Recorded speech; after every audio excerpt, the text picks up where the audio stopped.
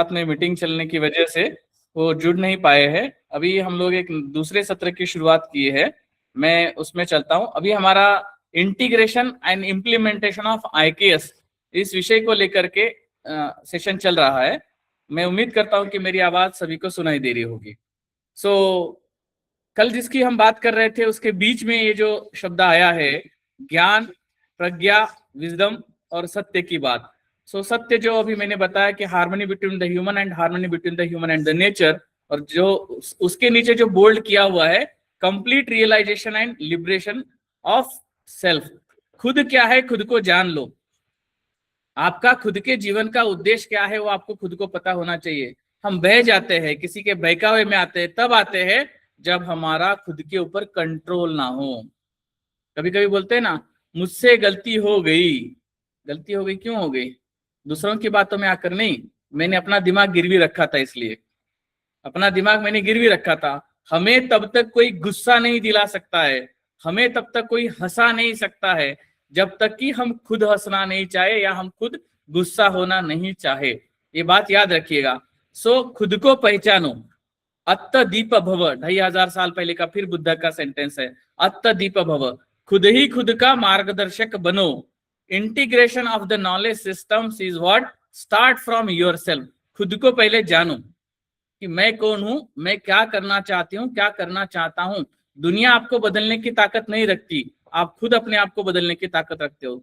नीचे जो दिया हुआ है वर्ल्ड क्लास इंस्टीट्यूशंस की जो हम बात कर रहे हैं, क्या हम सिर्फ बाहर के इंस्टीट्यूशंस की बात करेंगे? क्या हमारे आसपास ऐसे भी कोई इंस्टीट्यूशंस है? उसको कब हम ढूंढेंगे? आपके खुद के घर में क्या पॉजिटिविटीज है? Write a word, a line there. अपने खुद के घर में क्या पॉजिटिव थिंग्स है, उसको नोट डाउन कीजिए। What are the best things are there with my father? What are the best things are there with my mother? उनकी अच्छाइयाँ क्या है उसको ढूंढ निकालिए। What are the best things with my brother and sisters? मेरे भाई बहनों से मैं अच्छा क्या सीख सकती हूँ, क्या सीख सकता हूँ, उसको ढूंढिए। ये world class institutions means not only that renowned institutions, but we start from your own family, from yourself. आपके अंदर क्या अच्छाई है उसको लिखिए कभी कागज पर।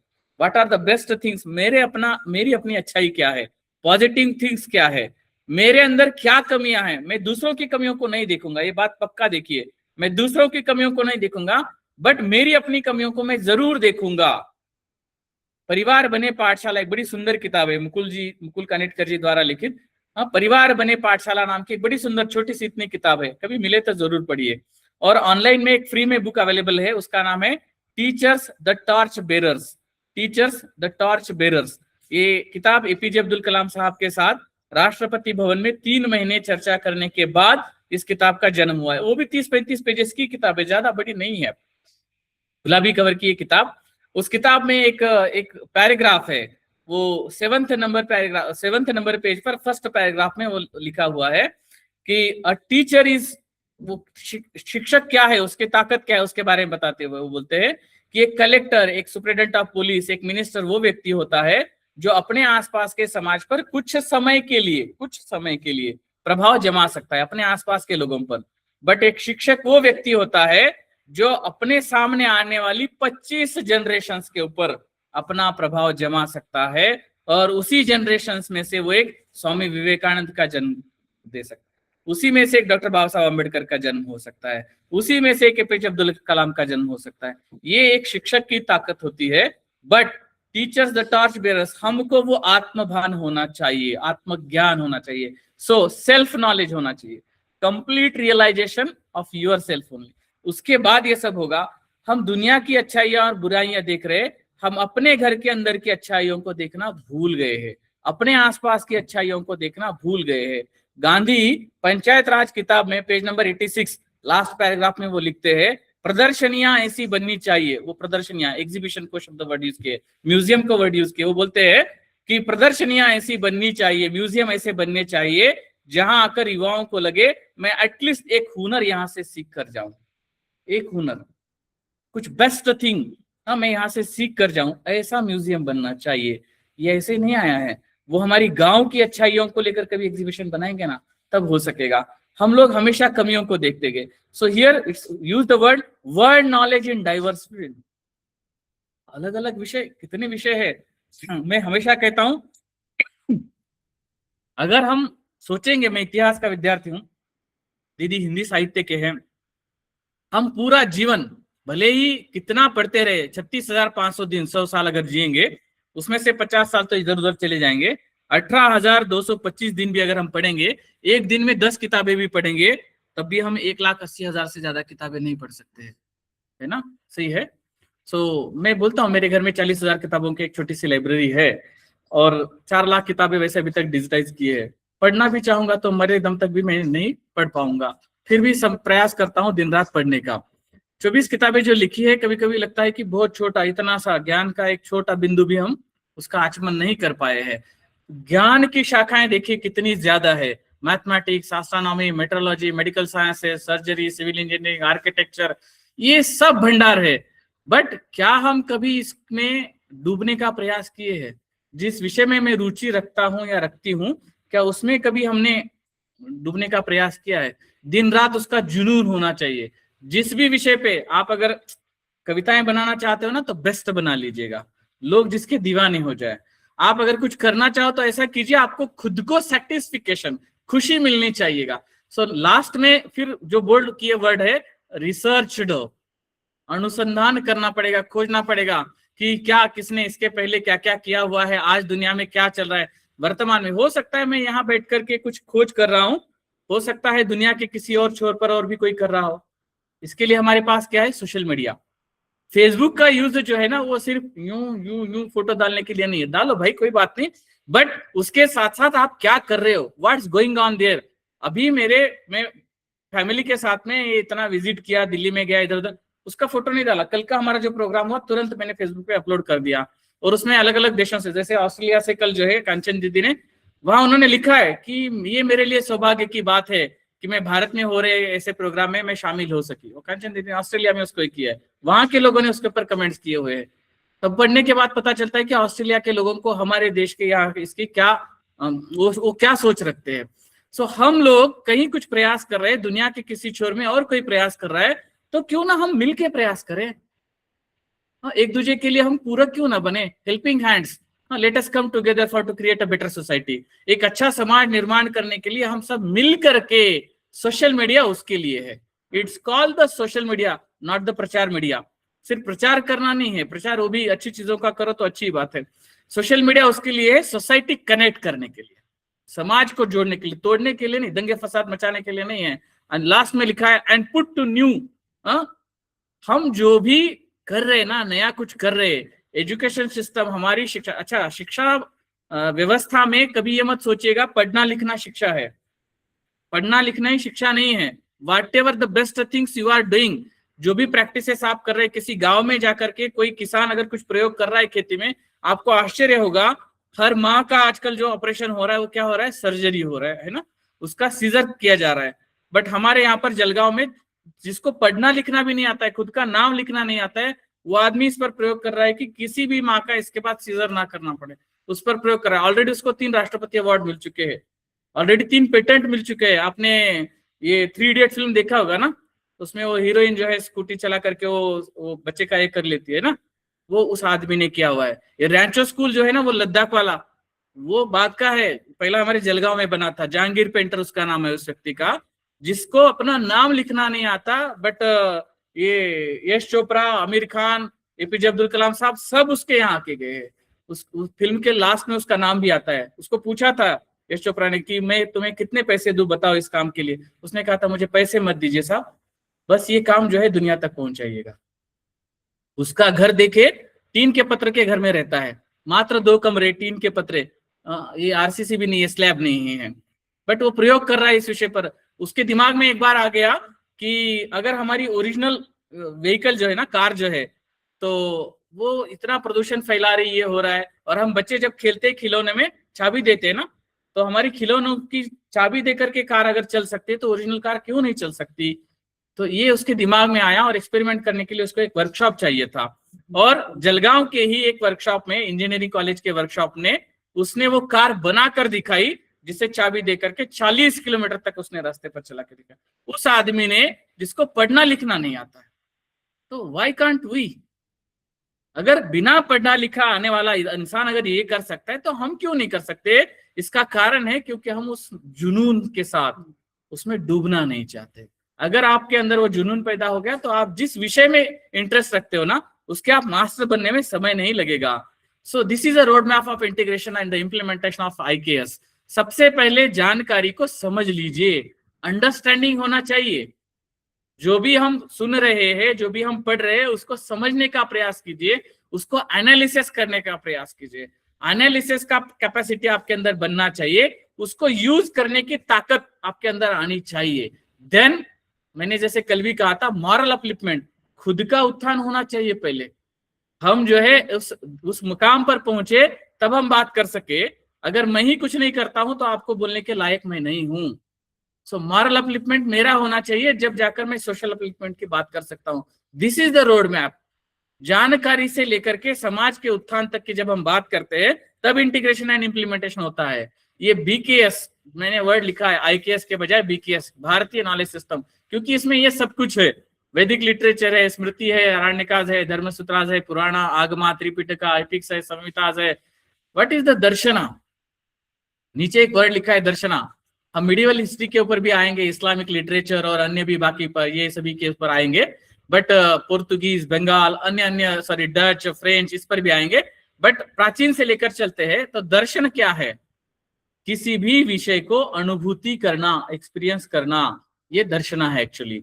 हाँ, आप एक्सपीरियंस को फिर दूसरों के सामने प्रकट करके दिखाना, उसको आप जो है दूसरों को भी फील करवाना, दीज आर द दर्शनाथ। हम लोग उसको भूल गए हैं अभी। किसी भी विषय को हम अनुभूति नहीं कर पाते। इसका कारण क्या है? कविता का रस जो होता है ना, आपको किसी को कोई पोयम बहुत अच्छी याद है, ऐसा एक कोई बता सकता है? मुझे एक पोयम बहुत अच्छी याद है, एक लाइन मैंने स्कूल में ये पढ़ी थी, मुझे याद है बचपन से लेकर के, पहली कक्षा से लेकर के, मुझे बचपन से लेकर बहुत सारी कविताएं आज भी याद। पहली कक्षा में जो मैंने पढ़ी थी, आनंदी आनंद गड़े इकड़े तिकड़े तो ही कड़े, हाँ, ये मेरी पहली कक्षा में मैंने पढ़ी थी। यानी बहुत खुशी है हमें, बारिश हो रही है, हर तरफ ये ग्रीनरी जो है ये फैली हुई है, छोटे छोटे जो घास वगैरह पौधे होते हैं, पंछी आनंद से करे। आज उन्हीं का जन्मदिन है, केशव सूत उनका नाम है।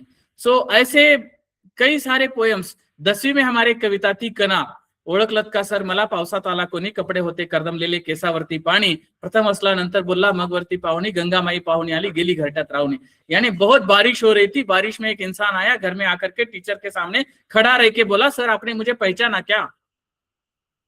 और हंसते हुए उसने कहा कि गंगा माँ जो है मेरे घर मेहमान बनकर आई और सारा घर जो है पानी से बहाकर चली गई।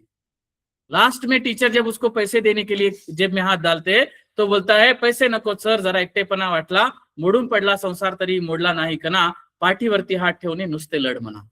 वो बोलता है कि पैसे नहीं चाहिए सर, बस आपका आशीर्वाद चाहिए।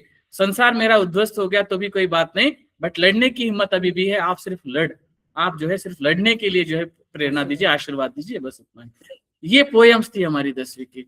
सो ये याद रहती है। क्यों याद रहती है? क्योंकि आपके अंदर वो जुनून होना चाहिए कि बस मुझे इसमें खुशी लेनी है। मुझे पता नहीं था मैं भविष्य में क्या बनना है, बट हाँ इतना जरूर पता था, जो सीख रहा हूं ना उसे खुशी से सीखूं, उसका आनंद लूं, उसका रसपान करना चाहिए। बहुत बार ऐसा होता है, ये डाइवर्सिटी, ये सामने देखिए इतने सारे सब्जेक्ट्स का ये दिया है, एक टीचर बाजू में देखिएगा वो बैठा है, योग शास्त्र की हम बात करते हैं, योगा की बात करते हैं। कुछ प्रॉब्लम है क्या दीदी? बीच में बैठे हुए जो है तो कृपा करके जो है मैं हाथ जोड़कर क्षमा मांगता हूं अगर कुछ गलत हो गया हो तो ये सामने जो आप देख रहे, आप कितना ज्ञान पाए हो मायने नहीं रखता, आपकी डिग्री क्या है कोई मायने नहीं रखता, आप कैसे पढ़ाते हो और कहाँ जाकर के अपना ईगो भूल जाइएगा और वहां जाकर के देखिए वो टीचर गांव में जाकर के गांव के छोटे छोटे बच्चों को, बूढ़े उम्र की कोई मायने नहीं रखता है सिखाने के लिए। मेरे सामने जो बैठा हुआ है मेरा छात्र है तो मैं उसे उतनी ही आत्मीयता से पढ़ाऊंगा, बस इतना ज्ञान है। मैंने जो पाया मुझे दुनिया को देना है, बस इससे वो सिखा रहा है। फीस कोई मायने नहीं रखती। क्या क्या फीस लेगा वो 70 साल की बूढ़ी माँ से, वो क्या फीस लेगा? इतने छोटे छोटे बच्चों से क्या फीस लेगा? बस इतना है कि मुझे इससे समाज को कुछ अच्छा देना है। ऐसे ही कुछ काम जब हम RFRF research for resurgence foundation Nagpur में थे उस समय कर रहे थे, और यही काम हेरिटेज फाउंडेशन के माध्यम से चल रहा है। एक बात मैं आपसे पूछना चाहूंगा, कितने बच्चों को पता है कि डायनासोर, ये जुरासिक पार्क फिल्म बनने से पहले हमारे देश में डायनासोर के एग्स प्राप्त हुए थे? कल मैं जिसकी बात कर रहा था ये वो पिक्चर्स है। जो मेधा दुबे जी कल हमारे साथ जुड़ी हुई थी जबलपुर से, तो ये जबलपुर की पहाड़ियों में मिले हुए डायनासोर के यक्ष थे। बस हमको पता नहीं था कि उसको डायनासोर बोलते हैं। ये है डायनासोर के यक्ष। 125 यक्ष इस तरह से अभी तक प्राप्त हुए हैं। मगर हमारे देश का इतिहास अगर देखा जाए तो हजारों लाखों साल पहले का, जो किसी फॉरेन के लोगों से मिलकर के हमारे साइंटिस्ट ने ढूंढने का भी प्रयास किया हुआ है। क्या जानते हैं इसे क्या कहते हैं? हाँ, नहीं, प्राणी की बात नहीं कर रहा हूं। इस फॉर्म को क्या कहते हैं? इसे कहते हैं पेट्रोग्लिफ्स और जियोग्लिफ्स। पेट्रोग्लिफ्स और जियोग्लिफ्स लगभग 40,000 साल पहले से लेकर 10,000 वर्ष पूर्व तक बड़े बड़े पहाड़ों पर, पत्थरों पर, चट्टानों पर इस तरह से इसे उकेरा जाता था। सो ये बनाया जाता था। इसके द्वारा हमें हमारे इंडस सिविलाइजेशन से, हमारे Persian culture, Sumerian culture, Nile culture, Egyptian culture, इनका संबंध क्या था वो पता चलता है इन सब से। कैसे?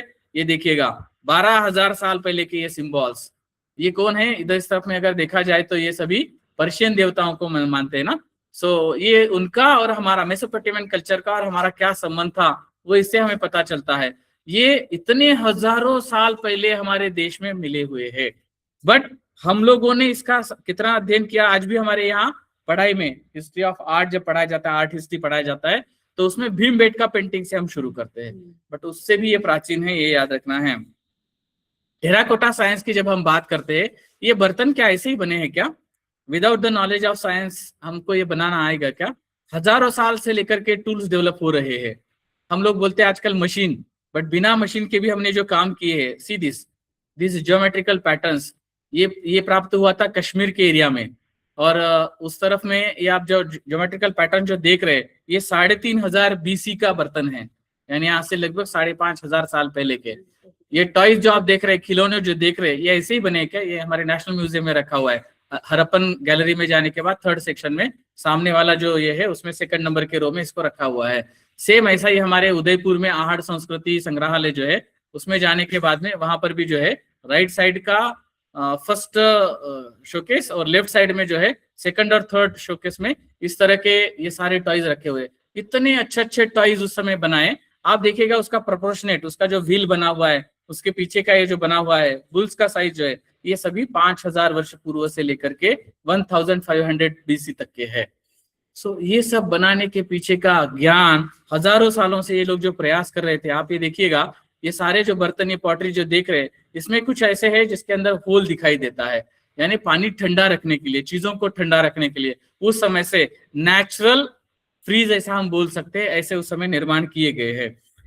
अब हमारे देश में जो मकान बनते थे, मैं एक बहुत छोटी सी बात कहता हूँ, आपके आसपास में जो मकान बने बहुत अच्छे हैं, बहुत अच्छे पत्थरों के अभी भी बनाए हैं, बहुत अच्छी बात है। हमारे इधर का लाइफ खत्म हो गया। मैंने पूरे में भारत की बात कर रहा हूँ उस तरफ के, कि हमारे यहाँ के मकान अब ऐसे बन रहे हैं कि जिनका लाइफ मैक्सिमम 30 ईयर से 50 साल है।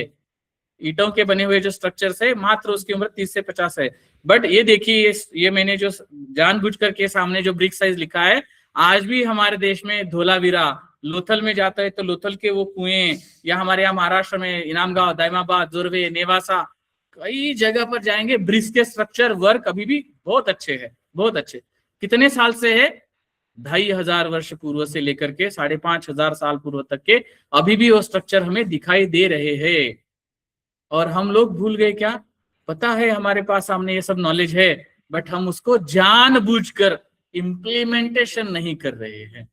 इंटीग्रेशन है, इम्प्लीमेंटेशन नहीं हो रहा है, ये गलत है। पैसा खाना है ना, भ्रष्टाचार, करप्शन हो रहा है। बट मैं ये कहता हूं, कम से कम आप अपना खुद का घर जब बनाओगे ना, तब तो कृपा करके आप अपना तो घर अच्छा बना लीजिए। दूसरों का चाहे जैसा हो तैसा हो, अपना खुद का तो अच्छा बना लो भाई। उसमें भी करप्शन करोगे क्या? हाँ, उसमें भी 50 साल का ही लाइफ रखोगे? ऐसे हजारों साल अभी तक अगर मकान बचे हुए हैं आपके पास, आप पत्थरों से बना रहे अच्छे, ये post development, actually this is N not natural port, it's an artificial port. ये कृत्रिम रूप से बनाई गई गोदी है, जहां पर जहाज शिप्स आकर के करते हैं। लोथल का है, लोथल में आप जाओगे तो आप इसको देख सकोगे अभी भी। वहां पे अभी भारत का पहला मैरीटाइम हेरिटेज म्यूजियम बन रहा है। सो आप देखेंगे हमारा जो ये व्यापार चलता था सभी जो शिप्स के माध्यम से, यहाँ पर आप देख रहे हैं सिक्कों के ऊपर के ये सिंबल्स उस समय के, और इस तरफ सांची का जो स्तूपा है, सांची के स्तूपा के ऊपर इस तरह के ये शिप्स में बैठ करके ऋषि मुनि जा रहे हो दिखाया है। 158 BC में बना हुआ है ये, ठीक है, 158 BC। सातवां काल, शुंग काल के इसमें बना हुआ है। अब ये बताइएगा कि इस तरह से ये बने उस समय, तो 158 बीसी में बना है, यानी आज से 2200 साल पहले, 2300 साल पहले। तो ये पानी के द्वारा, पानी का उपयोग करके, ये शिप्स का उपयोग करके ये प्रवास कर रहे हैं। इसका मतलब हमारा व्यापार कितना अच्छा था वो पता चलता है। Now we can see this silk route, spice route and silk route, 2 routes थे हमारे पास में। एक जिसके द्वारा हमारे सारे ये जो स्पाइसेस हम खाते हैं उनका व्यापार हो रहा था, और दूसरा जिसके द्वारा हम जो बेस्ट कपड़े बनाते थे। हमारे यहाँ महाराष्ट्र में पैठन, संभाजी नगर अभी जिला बना, पहले औरंगाबाद नाम था, तो संभाजी नगर जिले में एक गांव है छोटा सा, उसका नाम है पैठन। तो पैठन में ऐसी साड़ी बनाई जाती थी जो माचिस के डिब्बे में बैठती थी। अभी भी वो साड़ी हमारे यहाँ है, अभी भी वो सारी माचिस की इतनी डिब्बी में घड़ी करके बिठा सकते हैं। बताइएगा उसका काम क्या होगा, वो क्वालिटी क्या होगी, कितना फाइन होगा वो वर्क। हाँ, जिसको ऐसा करके माचिस की डिब्बे में बैठ सकते हैं, खोल करके साड़ी पहन सकते हैं। सोचे क्या क्या मास्टर्स लोग होंगे हमारे यहाँ पे, क्या टेक्नोलॉजी होगा। हाँ, इस तरह से वो काम करते थे, बट अब तो हम धीरे धीरे उसको जो है खोते जा रहे हैं। सो ये कैरेक्टरिस्टिक्स ऑफ टेक्नोलॉजी जो है हमारे यहाँ पर, सिर्फ टेक्स्ट ही नहीं, हमारे लोगों ने परंपरागत रूप से जो ज्ञान पाया था, जो स्किल पाया था, जो पद्धतियां उन्होंने अपनाई थी, वो बेस्ट थी। सो इसको लेकर के जब हम आगे चलते हैं, आगे देखेंगे, without the knowledge of science and technology is it possible. ये ब्रांज का जो शिल्प आप इस तरफ में देख रहे हैं, जो नर्तकी यहाँ पर खड़ी है ब्रांज से बनी हुई, तो क्या ये पॉसिबल है without the knowledge of science? भले हमको पढ़ना लिखना नहीं आता होगा, वैदिक काल से हमको पढ़ना लिखना आया ऐसा हम मानते हैं, बट उसके पहले से हमारा क्या ये था, हाँ, जिनको पढ़ना लिखना नहीं आता था, ये मैं नहीं कह रहा हूँ, प्राध्यापक बलदेव मिश्रा ने 1979 में एक किताब पब्लिश की थी, व्हाट आर द वेदास, तो उसमें उन्होंने इसके बारे में लिखा हुआ है। वो कहते हैं कि जिन लोगों को लिखना पता नहीं था, ऐसे लोग हजारों सालों से जो प्रैक्टिसेस कर रहे थे, बाद में जिनको लिपियों का ज्ञान था, अक्षर ज्ञान था, ऐसे लोगों ने आकर के उनको लिपिबद्ध किया, वो वेदा है। ऐसा प्राध्यापक बलदेव मिश्रा जी ने लिखे रखा हुआ है। So without the knowledge of science and technology is it possible to make this all this things? 5000 साल पहले की ये सारी चीजें।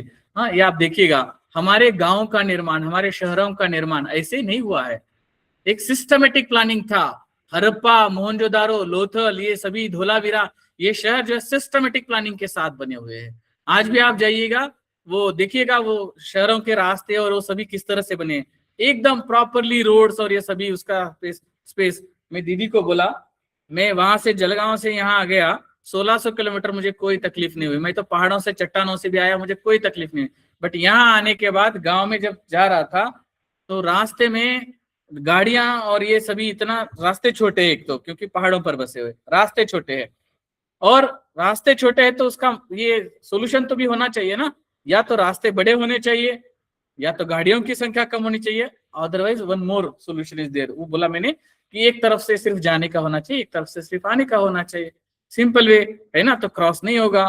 तो ये बातें हमको सोचनी थी, और ये सोचा था हमारे पूर्वजों ने। आप जयपुर शहर कभी जाइएगा, जयपुर शहर का निर्माण 1526 में जब किया गया था, तो उन्होंने कौन से ग्रंथों को पढ़ करके उस शहर का निर्माण किया, ये भी लिख के रखा है। सो ये हमारे यहाँ के शहरों के निर्माण की पद्धति विधि थी।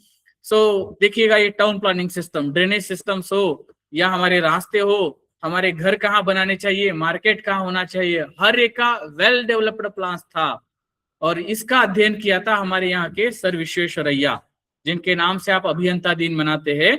और धुलिया शहर महाराष्ट्र में, जलगांव, धुलिया, नंदुरबार, तो अजंता एलोरा के नजदीक जो है, तो धुलिया शहर जो है उसका निर्माण सर विश्वेश्वरैया ने जिस तरह से किया था, आज भी पुराने धुलिया शहर में जाके देखिए, ऐसे बड़े चौड़े रास्ते और घरों का निर्माण जिस तरह से किया हुआ है। आज हमारे यहाँ पर जब इंजीनियर्स को पढ़ाया जाता है, तब ये सिस्टम्स क्यों नहीं पढ़ाए जाते हैं, क्यों नहीं पढ़ाए जाते? इसका क्या कारण है? पढ़ते भी होंगे तो उसको इम्प्लीमेंटेशन क्यों नहीं करते टाउन प्लानिंग के समय में? ये है हमारे शहर, ये हड़प्पा के कॉलोनी का फोटो यहाँ पर दिखाया है। ऐसे ही हम दिखा सकते हैं हमारे छत्रपति शिवाजी महाराज ने रायगढ़ फोर्ट पर जो बनाए, उसको दिखा सकते हैं। विजयनगर कृष्णदेवराय ने हम्पी शहर में पेठों का निर्माण जिस तरह से किया, उसको दिखा सकते हैं। मार्केट प्लेसेस को लेकर के किस तरफ गेट होना चाहिए, कैसा होना चाहिए, एंट्री कैसी होनी चाहिए, हर चीज का प्लानिंग बनता था। डिफेंस सिस्टम कैसा होना चाहिए वो भी बनता था। ये भी सांची के स्तूपों पर दिखाया है।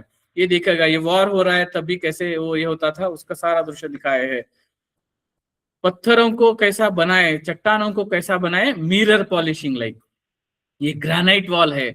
जब आप लोग नालंदा से राजगीर की तरफ जाते तो राइट साइड वाला चट्टान पहाड़ी जो है उसके ऊपर ये नागार्जुना हिल्स वगैरह है, तो वहां पर सुदामा केव्स और वो सब देखते हैं।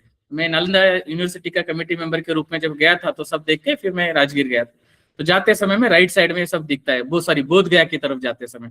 तो आपको ये हिल पर दिखाई देगा कि इतना सच में उसमें उसके अंदर आपका फेस दिखाई देता है, इतना सुंदर पॉलिश चट्टानों को किए हुए है। अब आते हैं हमारे ग्रंथों के ऊपर, हमारे प्राचीन ग्रंथों में और हमारे आर्कियोलॉजिकल ट्रेजर्स में। देखिए कभी भी एक एस्पेक्ट से मत देखिए। हमारे यहाँ प्रॉब्लम क्या हुई है, आर्कियोलॉजी वाले ग्रंथों को नहीं देखते और ग्रंथों वाले आर्कियोलॉजी को नहीं देखते। दोनों को साथ रख के देखिएगा, तब पता चलेगा सच में क्या हो रहा था। इस तरफ में देखते हैं, ये हमारे मध्य प्रदेश के सतना जिले के भारहूत के स्तूप का ये फोटो है, जो अभी रखा गया है हमारा national museum, sorry Indian museum जो है कोलकाता का, वहां पर इसको रखा गया है सेंट्रल हॉल में। और यह है बृहद कृषि पराशर नाम का ग्रंथ में जो लिखा है उसका आर्कियोलॉजी के ट्रेजर में हम उसको वो सत्य था या नहीं उसको देख सकते हैं, यहाँ पर भी देख सकते हैं। ये सस्य वेदा, व्हाट इज द सस्य वेदा, हॉर्टिकल्चर जिसकी हम बात करते हैं। सो हॉर्टिकल्चर का ये नॉलेज क्या था उसको भी हम समझ सकते हैं। उसके बाद में धातु विज्ञान की बात करते हैं तो ये अलग अलग ये देखते हैं 5000 साल। देखिएगा ये है मेहरौली का लोह स्तंभ, अभी 3 दिन पहले मैं यहाँ पर था। ये मेहरौली का लोह स्तंभ 1000 साल से 2000 साल से वहां पर खड़ा है, मगर फिर भी उसको रस्टिंग नहीं हुआ है। क्या था इसके पीछे का नॉलेज, क्या था इसके पीछे का साइंस, ऐसा कैसा पोलाद बनाए, तो लोहा है ना, ऐसा कौन सा लोहा है कि 2000 सालों से बारिश में भीग रहा है, धूप में ये हो रहा है, फिर भी रस्टिंग नहीं है। और घर की सलाखें जो है 10-20 साल हो जाते हैं तो रस्टिंग शुरू हो जाता है। और इस तरफ में है वो सुल्तानगंज का बुद्धा, देखिए उसके वस्त्र ऐसे बनाए हुए, उसके अंदर से उसके पैर दिख रहे हैं। ये धातु की मूर्ति है और धातु मूर्ति के कपड़ों के अंदर से उसके पैर दिख रहे, इतना सुंदर उसको निर्माण किया है, जिसको हम दमास्कस ब्लेड नाम से जानते हैं। दुनिया के सबसे अच्छा ब्लेड या दुनिया की सबसे अच्छी तलवार जिसको मानते हैं सोर्ड, एक्चुअली ये दमास्कस ब्लेड हमारे इंडिया में बनता था। नांदेड़ जिले में सहस्त्रकुंड जो धबधबा वाटरफॉल है, वहां से भोकरदन नाम का गांव है, वहां से लेकर के छत्तीसगढ़ और झारखंड इस एरिया में ये दमास्कस ब्लेड बनता था। इसके प्रमाण जो है 2 प्रमाण है। एक तो पहला प्रमाण है कि अर्क प्रकाश ग्रंथ में आखिरी लाइन में लिखा हुआ है, इति श्रीलंकानाथ रावण कृते अर्क प्रकाश धातु शुद्धि द्विशतकम समाप्तम, यानी धातु शुद्धि कैसा करना चाहिए रावण के द्वारा लिखा हुआ ग्रंथ है, ऐसा उस ग्रंथ के लास्ट 4 लाइनों में लिख रखा है। एंड द सेम थिंग जब हम देखते हैं कि राजा हाल का गाथा सप्तशती जब हम पढ़ते हैं, दड़मड़ सामलिंगे दिन नले गए नले गोदावरी कूले, जो वर्णन करता है कि ऐसे शरीर से छोटे लोग बट लड़ने में जो माहिर लोग थे, तो ये तलवारें जो बनाते थे, इसके बारे में जो एक्सकैवेशन किए गए आर्कियोलॉजिकल सर्वे ऑफ इंडिया के द्वारा 1953-54 में, और अभी रिसेंटली जो है 2012 और 13 में डॉक्टर एस जयकिशन जिन्होंने काम किया था, जिसकी वजह से एशियाटिक सोसाइटी लंदन ने उनको सर पदवी बहाल की। देखिएगा लंदन के लोग इनको सर पदवी बहाल कर रहे हैं, और ये हमारे यहाँ के कॉलेज के प्रिंसिपल है, भवंस कॉलेज के प्रिंसिपल है हैदराबाद में। तो ये ब्लेड हमारे यहाँ बनता था, इसका मतलब कितना हाई क्वालिटी वर्क हम लोग कर सकते थे। 13वीं शताब्दी में रसार्णव नाम का ग्रंथ लिख के रखा है इस विषयों के बारे में। उसके बाद में लॉस्ट वैक्स टेक्निक, ये क्या है लॉस्ट वैक्स टेक्निक? मूर्तियां जब बनाते हैं ना, तो आपको शायद पता होगा, घर के सामने एक आदमी आता है, उसके पास एक छोटा बक्सा रहता है, उसके अंदर कुछ मिट्टी रहती है, ऊपर से एक होल रहता है। आपके पास कुछ भी पुराना पित्तल या कोई भी बर्तन होगा, वो उसको लेता है, उसको पिघला देता है, उसका रस उसके अंदर डालता है, थोड़ी देर के बाद ऐसे ऐसे करके वो मूर्ति निकालता है और उसको एक काट करके आपके हाथ में दे देता है। आपके सामने हुआ है ऐसा कभी? देखे कभी ना? देखे, हमारे घर के सामने हमेशा वो आते थे और हमारे सामने ही बनाते थे। ये लॉस्ट वैक्स टेक्निक कब से चल रहा है? चोला पीरियड से लेकर के, चेरा चोला पांड्या पल्लवा साउथर्न डायनास्टीज, तो लगभग 2000 साल पहले से लेकर के ऐसी सुंदर मूर्तियां हमारे देश में बनी, और आज भी इतनी सुंदर है कि हमारे देश से सबसे ज्यादा चोरी होने वाली यही मूर्ति है, सबसे ज्यादा चोरी होने वाली। हर साल लगभग 1000 करोड़ डॉलर की मूर्तियां हमारे देश से चोरी होती है, हर साल 1000 करोड़ डॉलर की बात कर रहा हूं मैं, डॉलर की, 1 करोड़ रुपए की नहीं। ये इसके बारे में इंडिया टुडे का 18 मई 2015 का 5 पेजेस का आर्टिकल निकाल करके देखिए, उसमें सभी डिटेल इसके बारे में लिखा है। मैंने भारत सरकार के लिए नेशनल मैन्युस्क्रिप्ट एक्ट लिखा था, उसमें भी काफी सारी बातें हमने ऐसे ढूंढ निकाली थी। हमारे देश में से पिछले 10 सालों में 46,000 मैन्युस्क्रिप्ट चोरी हो गए हैं, और सिंगापुर, हांगकांग, चाइना, वहाँ के इंडियन सिविलाइजेशन म्यूजियम्स में जो है, एशियन सिविलाइजेशन म्यूजियम्स में वहां पर रखी हुई है। सो ये बात हमारे लिए बहुत दुखद बात है। हमारे देश की इतनी गौरव की संपदा जो हमारे देश में बनी है हजारों सालों से, आज भी चल रही है, उसको लोग चोरी कर रहे हैं। और हम लोग, देखिए मैंने नाम भी लिखा हुआ है कौन से म्यूजियम में रखा है, यहाँ देख रहे हैं ना, हाँ, Aster museum Belfast northern Ireland, वहां के म्यूजियम में ये रखा हुआ है। ये स्टैंडिंग हनुमाना जो है, ये ब्रिटिश म्यूजियम के इसमें रखा हुआ है। ये क्या है? कानों में डालने के रिंग है भाई। इतने सुंदर हो सकते हैं क्या? ये सातवाहना काल के है। ये आंध्र प्रदेश का भट्टी प्रोलू का जो म्यूजियम है वहां पर रखे। नागार्जुन कोंडा का जो म्यूजियम है उसमें भी ऐसे रखे हुए हैं। अमरावती के म्यूजियम में रखे हुए। These are the earrings. इतने छोटे, एक्चुअली उसका साइज इतना ही है, ये याद रखिएगा, उसका साइज इतना छोटा है। वो फोटो मैंने उसका एक करके रखा है इसलिए इतना छोटा, बट इतना सुंदर बनाए हैं उसको। सो ये है हमारे यहाँ के काम की पद्धति। ये पत्थर के ऊपर बना हुआ है, स्टोन के ऊपर। हाँ, उसका हेयर स्टाइल देखिए, उसका इयररिंग्स देखिए। हाँ, इतना पत्थर के ऊपर। अच्छा, कितना बड़ा पत्थर है ये? इतना साइज का, यानी लगभग 1 फीट के।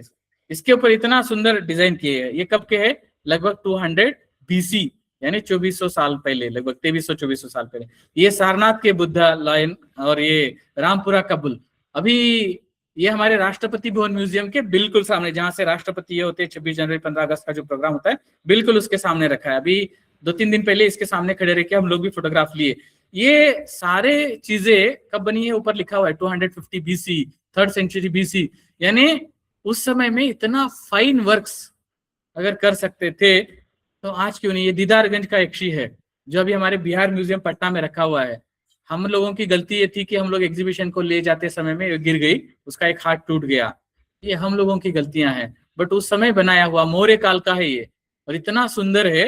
आपको पता है इसको कैसे कैसे ढूंढा गया था? नदी के किनारे पर, गंगा घाट पर जो है, कपड़े धोने के लिए इसको जो है ऐसा उल्टा रख करके इसके ऊपर कपड़े धोते थे।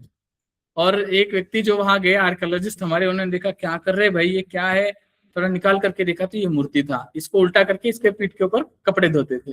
ये हमारा यहाँ का सोचने का है। थोड़ा इसको बदलना चाहिए, हमारा दृष्टिकोण बदलना चाहिए। हमारी ही देश की धरोहर को हम लोग ही संभालना चाहिए। हाँ, लगभग 100 BC में से लेकर के 100 AD, 200 सालों में ये डैम बना हुआ है। ये भारत का एक बहुत पुराना बचा हुआ डैम, ऐसा कहते हैं, बचा हुआ। इसके पहले भी बने थे, धोलावीरा में और उधर बने हुए थे, बट ये बचा हुआ डैम है जिसकी दीवार आज भी हमें दिखाई देती है। कलानी डैम इस नाम से फेमस है। Kallanai dam, India one of the oldest dam. So ऐसे सब इसका निर्माण करने के लिए जो ग्रंथ लिखे हैं उनके नाम है सम्रांगण सूत्रधार, मायामतम, कई सारे ग्रंथ है, मगर उन ग्रंथों की लिस्ट में मैं नहीं जाता हूँ। चलिए, आप कल बोल रहे थे ना आपको पेंटिंग पसंद है, डिजाइन पसंद है, ये देखिएगा। ये लगभग जो है 10,000 साल पूर्व से लेकर के 7,000 साल पूर्व तक, और कुछ तो अभी रिसेंट तक भी है, यानी पिछली शताब्दी तक के भी पेंटिंग्स इसमें। ये कौन सी जगह है? भीमबेटका। यस, ये कौन सी जगह है? अजंता। पद्मपाणि बोधिसत्वा, लेफ्ट में पद्मपाणि बोधिसत्वा है, राइट में वज्रपाणि है। अजंता के केव नंबर 1 में गर्भगृह के सामने अंतराल के दीवार पर, इधर लेफ्ट साइड में पद्मपाणि है, राइट साइड में वज्रपाणि है। सो ये इतने सुंदर पेंटिंग जो बने हुए हैं, ये भी ऐसे एक रात में नहीं बने। ये सारे कलर्स, नेचुरल कलर्स आज भी इतने सुंदर दिखाई देते हैं, और इसका काम करने वाले लोग आज भी जीवित है। यानी ऐसे काम करने वाले, उनकी परंपराएं, उनके घराने के लोग आज भी है। देवरंगारी नाम का गांव है, संभाजीनगर जिले में देवरंगारी नाम का गांव है, जहाँ के लोग आज भी ये काम करते हैं। एक्चुअली ये ट्रेडिशन अगर देखा जाए तो 2800 BC में हमारे यहाँ जलगांव जिले में पाटना देवी में शतुरमुर्ग के अंडे के ऊपर, कवच के ऊपर किए हुए पेंटिंग मिले थे एक्सकैवेशन में, जो डेक्कन कॉलेज पुणे के म्यूजियम में रखे गए हैं।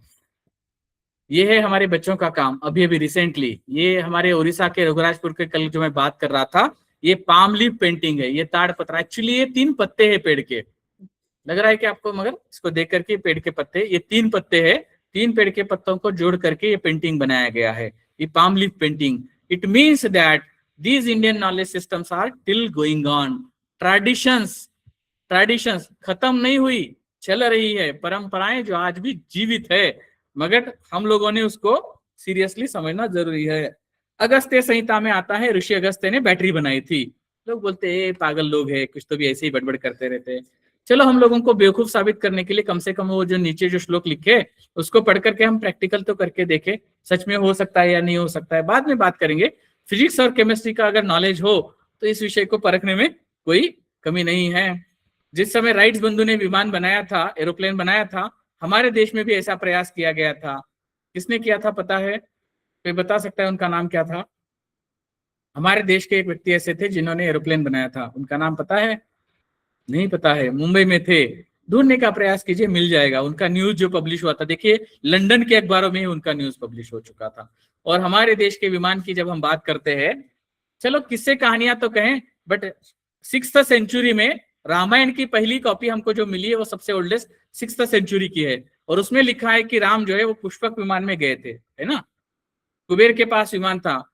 1400 साल पहले लिखे हुए ग्रंथों में इस बात का वर्णन किया है। इसका मतलब कुछ तो भी था, कुछ तो भी रहा होगा, ऐसे ही तो नहीं वर्णन किए है। उसके सारे इमेज, डायग्राम्स और ये सारा जो हम बता रहे, बोल रहे, उसको यहाँ दिखाने का प्रयास किया है। एटलीस्ट उसको संकलित करके, इंटीग्रेट करके पढ़ने का प्रयास करेंगे। ये एक ग्रंथ है मेरे पास में, ये मेरे पर्सनल कलेक्शन में है। उसका नाम है विस्फोटक शांति। पहला लाइन पढ़िएगा, नीचे जो लिखा है ब्रैकेट में, ग्रहे व नगरे ग्रामे महद भयम उपस्थित है। क्या लिखा हुआ है? कि घर हो या गांव हो या नगर हो, डर फैल जाता है। कोरोना आ गया तो पहले क्या हो गया? पैंडेमिक सिचुएशन क्रिएट हुआ ना, डर फैल गया, डर से ही लोग मर गए। इस ग्रंथ में भी ऐसा लिखा है लास्ट इसमें, कि ऐसे डर के समय में अगर आप लोगों को अमृत भी अगर उनको दवाई बोल करके दे दोगे तो वो जहर बन जाएगी, क्योंकि मन में डर है। अगर उनके मन का डर खत्म करके उनको अगर आप प्यार से अगर पानी भी पिलाओगे तो वो दवाई का काम करेगी। ये लिखा है उस समय 16वीं शताब्दी में विस्फोटक शांति में। ये अर्क प्रकाश ग्रंथ जिसकी मैं बात कर रहा था, ये रावण ने लिखा हुआ ग्रंथ है। हाँ, और ये उसके अंदर के, ये देखिएगा, ये नीचे का श्लोक लास्ट वाला, ये जहां पर मेरा कर्सर घूम रहा है ना, लास्ट में, इति लंकानाथ रावण कृते अर्क प्रकाशे धातु शुद्धि द्विशतकम समाप्तम, लिखा है ना यहाँ पर। ये जब मैं घुमा रहा हूँ यहाँ पे, है ना।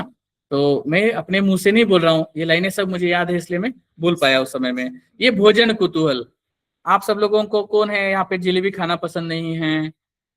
जलेबी खाना पसंद नहीं है? अरे बाप रे, जलेबी नहीं खाते? हाँ हाँ ठीक है, चलो चलो कोई बात नहीं, ठीक है, होगा कुछ पता नहीं। कितने लोग हैं जिनको खम्मन पसंद नहीं है? ढोकला, खम्मन बोलते हैं ना, मालूम है? ढोकला गुजराती होता है, खम्मन। हाँ, ये सब, ये सारे पदार्थों के नाम कहाँ से आए? ये भोजन कुतूहल ग्रंथ में से आए। हाँ, ये 300, 400, 500 साल पहले कौन सा पदार्थ खाने का नाम सुनने से ही जीवा में कौन सा रस निर्माण होता है? इमली बोलते ही खट्टापन आ जाता है ना। तो ये क्यों होता है? क्योंकि हम बोलते ही वो सोचते हैं, तब जीवा पे रस निर्माण होता है, और उसका हमारे शरीर पर क्या परिणाम होता है, और बाद में खाने के बाद क्या परिणाम होता है, ये सारा डिटेल इस ग्रंथ में लिखा गया है, भोजन कुतूहल में। इसकी मात्र 4 कॉपियां आज पूरे भारत में अवेलेबल है, उसमें से एक कॉपी हमारे पास में है। सो इसके ऊपर जो है हमारे डॉक्टर मनोहर गुंडेटी, उन्होंने काम किया है, जो अभी डायरेक्टर है Poddar cancer research institute Mumbai में। तो 2007 में मैं इनके साथ काम करता था हैदराबाद में। नाड़ी परीक्षा, आजकल आप डॉक्टर के पास जाते हैं तो डॉक्टर क्या करते हैं? नहीं, नाड़ी को हाथ ही नहीं लगाते। वो क्या करते हैं? पहले आते, बोलते बोलो क्या क्या हो रहा है? सर बहुत खांसी है, जुकाम हो रहा है, तो ऐसा ऐसा लिखते हैं, टक टक टक टक, बोलते जाओ ये टेस्ट करके लेके आओ, बाद में देख लेते हैं ना। वो डॉक्टर होता है क्या सामने बैठा हुआ? कभी कभी होता है, कभी कभी नहीं। एक्चुअली वो ग्रेजुएशन पास आउट हुए बच्चे रहते हैं। हाँ, वो ग्रेजुएट हो चुके बच्चे होते हैं, वो आते हैं, वो सीनियर डॉक्टर वगैरह नहीं होते, बट वो बोलते हैं ये जाकर के टेस्ट करके आओ। अरे भाई, टेस्ट करके अगर देख के लाना है तो तुम किस लिए यहाँ बैठे हो? तो हमारे यहाँ पुराने इसमें नाड़ी देख करके बताते थे कि क्या बीमारी है, क्योंकि मशीन तो थे नहीं आजकल के जैसे। हाँ, यहाँ तक कि हमारे सुभाषितों में, मैं नहीं बोल रहा हूँ, मुझे क्षमा करना, मैं सारे डॉक्टरों की माफी मांग कर ये बोलता हूँ, हमारे सुभाषितकारों ने प्राचीन काल में ऐसा लिखे रखा है, हे वैद्यराज तुम यमराज सहोदर, हे वैद्यराज तुम यमराज सहोदर, यमराज हरति प्राणम तुम हरति प्राणम च धनम तथा। हे डॉक्टर, तुम यमराज के भाई हो, यम तो सिर्फ प्राण ले जाता है, तुम प्राणों के साथ हमारा पैसा भी ले जाते हो। ये उस समय लिखे रखा है। हाँ, मैं नहीं बोल रहा हूँ, बट आज भी यही हो रहा है, यही हो रहा है। मराठी में एक कहावत है, जो होशियार आदमी होता है वो कभी पुलिस स्टेशन की और कोर्ट की जो है सीढ़ी नहीं चढ़ता है, वैसे दवा खाने की, हॉस्पिटल की भी सीढ़ी मत चढ़ना, खुद को अच्छा रखना। ये नाड़ी परीक्षा जो ग्रंथ है ना, वो नाड़ी चिकित्सा के बारे में होता है। इतना हमारे पास एक्सपर्ट डॉक्टर्स वैद्य थे। दीदी थोड़ा मुझे क्षमा करना, थोड़ा समय दीजिएगा, मैं बाद में चला जाऊंगा, चिंता मत कीजिए। तो हमारे यहाँ ऐसे डॉक्टर थे, घर के बाहर से अगर कोई घोड़ा जा रहा है, अश्व जा रहा है, उसके टापों की आवाज सुन करके उसे क्या बीमारी हुई है ये पहचानते थे। आज भी है, अगर आपको देखना है तो पुणे में केसरीवाड़ा जो है उसके बाजू में खड़ी वाले नाम से वैद्य है।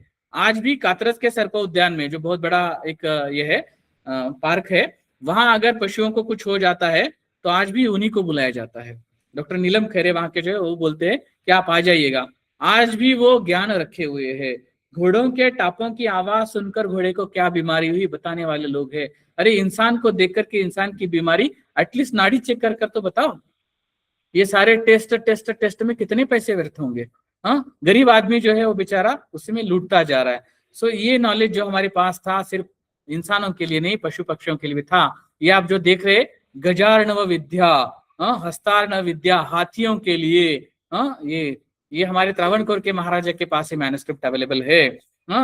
ये उसके चैप्टर्स है, हाथियों को कैसे पहचानना चाहिए, हाथियों को कोई रोग हुआ बीमारी हुई तो उसको कैसे ठीक करना चाहिए। मृग पक्षी शास्त्र, पंछियों की बीमारियों के लिए 13वीं शताब्दी में लिखा हुआ है हम्स वेदा नाम से ग्रंथ, और उसको पब्लिश किया था 1927 में। तो ये 1927 में ब्रिटिश समय में इसको पब्लिश किए, बट आज भी हमारे बहुत सारे लोगों को इसका पता नहीं। ये शालिहोत्र नाम का जो मैन्युस्क्रिप्ट है घोड़ों के लिए, 3 ही मैन्युस्क्रिप्ट इंपॉर्टेंट है, अश्व चिकित्सा, नकुल चिकित्सा और शालिहोत्र। तो अच्छा घोड़ा कैसे पहचानना चाहिए, उसके कान कैसे होने चाहिए, उसके दांत कैसे होने चाहिए, उसकी आंखें कैसे होनी चाहिए, ये सब पेंटिंग्स के द्वारा बताया है। एक मैन्युस्क्रिप्ट मेरे पास भी है इसमें से, तो ये आप जो देख रहे हैं ये मेरे पास वाला जो अवेलेबल है। सो अच्छा घोड़ा कैसे पहचानना है उसके बारे में सब इसमें लिखे रखा है। अब आते हैं इस चीज के ऊपर, जब इस समय में हमारे पास में माँ के बच्चे में जब गर्भ होता है तो देखने के लिए कोई मशीन नहीं थे। उस समय भी ये सब कुछ जो है ये मंदिर के स्तंभों के ऊपर बना के रखा हुआ है। ऐसा पोस्ट फेसबुक में व्हाट्सएप में आता है। ये सच है या झूठ है, कभी हमने देखने का प्रयास किया क्या? Are we ready to cross check it? हम लोग चेक करते हैं क्या? कम से कम वो मंदिर का नीचे नाम लिखा हुआ है, वो गूगल में डाल करके कुछ देख सकते हैं क्या? वहां जाकर देख सकते हैं क्या? थोड़ा प्रयास कीजिए कि ऐसा ज्ञान हमारे लोगों के पास कैसे आया होगा। ये काल ज्ञान नाम का एक मैन्युस्क्रिप्ट है।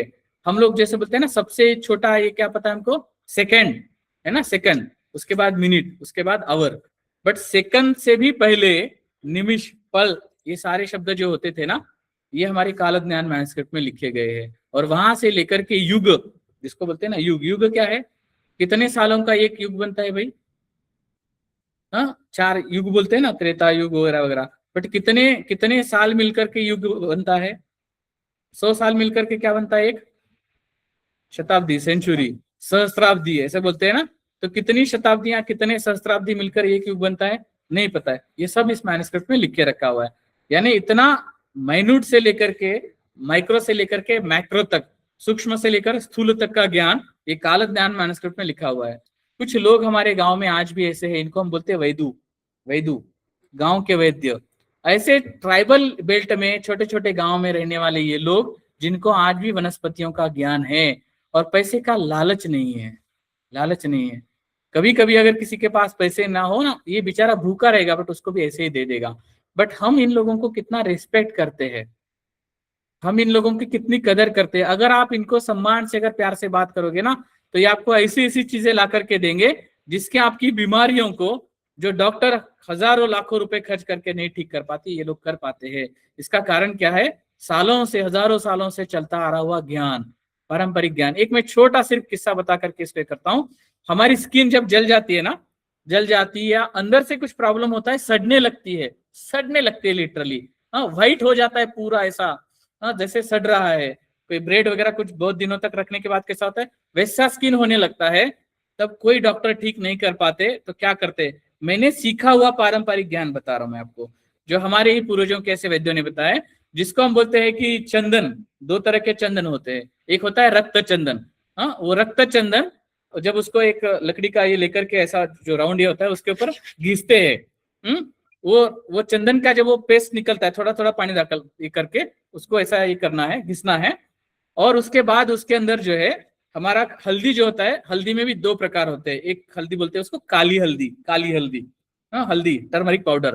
तो वो काली हल्दी उस रक्त चंदन के वो पेस्ट के अंदर मिक्स करके अगर आप उसको लगाओगे, किसी तरह का साइड इफेक्ट नहीं होगा, कोई आपको दूसरा प्रॉब्लम नहीं होगा, और आपका ये स्किन जो है ज्यादा से ज्यादा 1 महीने में ठीक होता है। हमारे भारत की ये सारे आपके रोडों पर जो चलती है ना टेम्पो ट्रैवलर वैन, ये टेम्पो ट्रैवलर के जो मालिक है, फोर्स मोटर्स के मालिक अभय फिरोदिया जी, उनके जो एडमिनिस्ट्रेटर है, उनकी वाइफ को ये प्रॉब्लम हुआ था और मैंने सिर्फ ऐसे ही ओरली बताया था, मात्र 185 रुपए खर्च करके वो ठीक हो गया। इतना छोटा सा, बस ज्यादा भी बड़ा नहीं लाया था, इतना छोटा सा मेरा रक्त चंदन का तो ये था, काली हल्दी का ये ला करके उसके अंदर ये करके डाल, ये मात्र 1 महीने में, 2 महीने के भीतर तो उनका स्किन जैसा था वैसा का वैसा हो गया। ये मैं प्रैक्टिकल एग्जाम्पल के साथ बोल रहा हूँ, और ये सीखा है इन्हीं से, ये जो सामने बैठे लोग हैं ना, इन्हीं से। ऐसे दवाइयां हमारे गांव में लोगों के पास ज्ञान है, बट प्लीज उनको थोड़ा रेस्पेक्ट दीजिए, उनको थोड़ा जो है विनम्रता से बात कीजिएगा। अगर आप इन्हें संभालेंगे तो ये भी आपको संभालेंगे, आपके लाखों करोड़ों रुपए जो खर्च हो रहे हैं उस पर बचाएंगे। ये सामने आपको जो दिख रहा है वेट स्टोन्स, हम लोग जो जब वजन करते हैं, अब तो इलेक्ट्रॉनिक वेट स्टोन आ गए, बट उस समय सबसे छोटा वेट स्टोन क्या था? गुंज। गुंज मालूम है गुंज क्या होता है? एक पेड़ होता है जिसका छोटा सा बीज होता है, गूंज बोलते हैं उसको। हाँ हाँ, रत्ती, रत्ती भर बोलते हैं ना, तो गूंज, तोला, मासा ऐसा बोलते हैं। ये मैन्युस्क्रिप्ट है जिसमें इसके बारे में लिखा हुआ है, 16th सेंचुरी का मैन्युस्क्रिप्ट है, विठल बालकृष्ण वैद्य। कल मैंने वो मैन्युस्क्रिप्ट आपको दिखाया था, याद है? मैंने वो मैन्युस्क्रिप्ट एक्चुअली आपको दिखाया था, शायद याद होगा। तो ये मैन्युस्क्रिप्ट के इसमें के बारे में पूरा डिटेल, ये पूरी दुनिया में एक ही मैन्युस्क्रिप्ट बचा हुआ है। सो यूनेस्को ने यूनिक मैन्युस्क्रिप्ट जिसको बोलते हैं ना, this is an unique manuscript. So एक मात्र बचा है। दूसरा, यहाँ पर नीचे देखेंगे, ये ग्रंथ है, पानी जमीन में कैसे ढूंढते हैं। जमीन में पानी कैसे ढूंढते हैं, कुछ होगा ना ज्ञान। आजकल हम तो मशीन के द्वारा ढूंढते हैं, बट पहले क्या था? एक इंटरेस्टिंग बात बताऊं, हमारे यहाँ पर समुद्र में फोर्ट, आपके यहाँ समुद्र नहीं है, मेरे पास में सारे सी बीच नजदीक नजदीक में है। तो जंजीरा फोर्ट का नाम कभी सुना होगा, छत्रपति शिवाजी महाराज ने बनाया। विजय दुर्ग, सिंधु दुर्ग, ऐसे कई सारे फोर्ट है। तो समुद्र के अंदर किले है, फोर्ट है। समुद्र का पानी कैसा होता है? खारा होता है। और उस समुद्र के अंदर जो फोर्ट बना है, अगर उसके अंदर कुआं बनाया जाए तो उसका पानी कैसा होगा? खारा ही होगा ना। हजारों सालों से वही पानी पर्कुलेट हो रहा है, हजारों क्या लाखों साल बोल सकते हैं, बट उस कुएं का पानी मीठा है। इसका कारण क्या है? ये मैन्युस्क्रिप्ट जो आप सामने देख रहे हैं, ये क्या लिखा हुआ है? यहाँ लिखा हुआ है, पहला लाइन में पढ़ता हूँ, आपको शायद ये स्क्रिप्ट पढ़ने आएगा। काळ्या उमराच्या झाडाखाली वारोळ होय, तरी त्या झाडाखाली खनिजे 2-3 पुरुष पाणी लागेल, तेथे पश्चिमेचा झरा लागेल।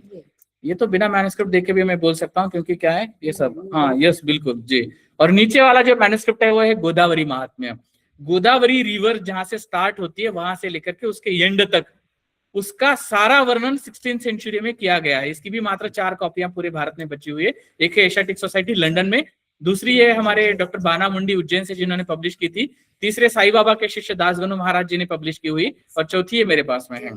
सो ये 4 मैन्युस्क्रिप्ट्स की कॉपी जो है हमें सिखाती है कि एक रिवर का अध्ययन कैसे करना चाहिए। 400 साल पहले अध्ययन किया है। हमारे यहाँ बियास नदी का किसी ने लिखा नहीं।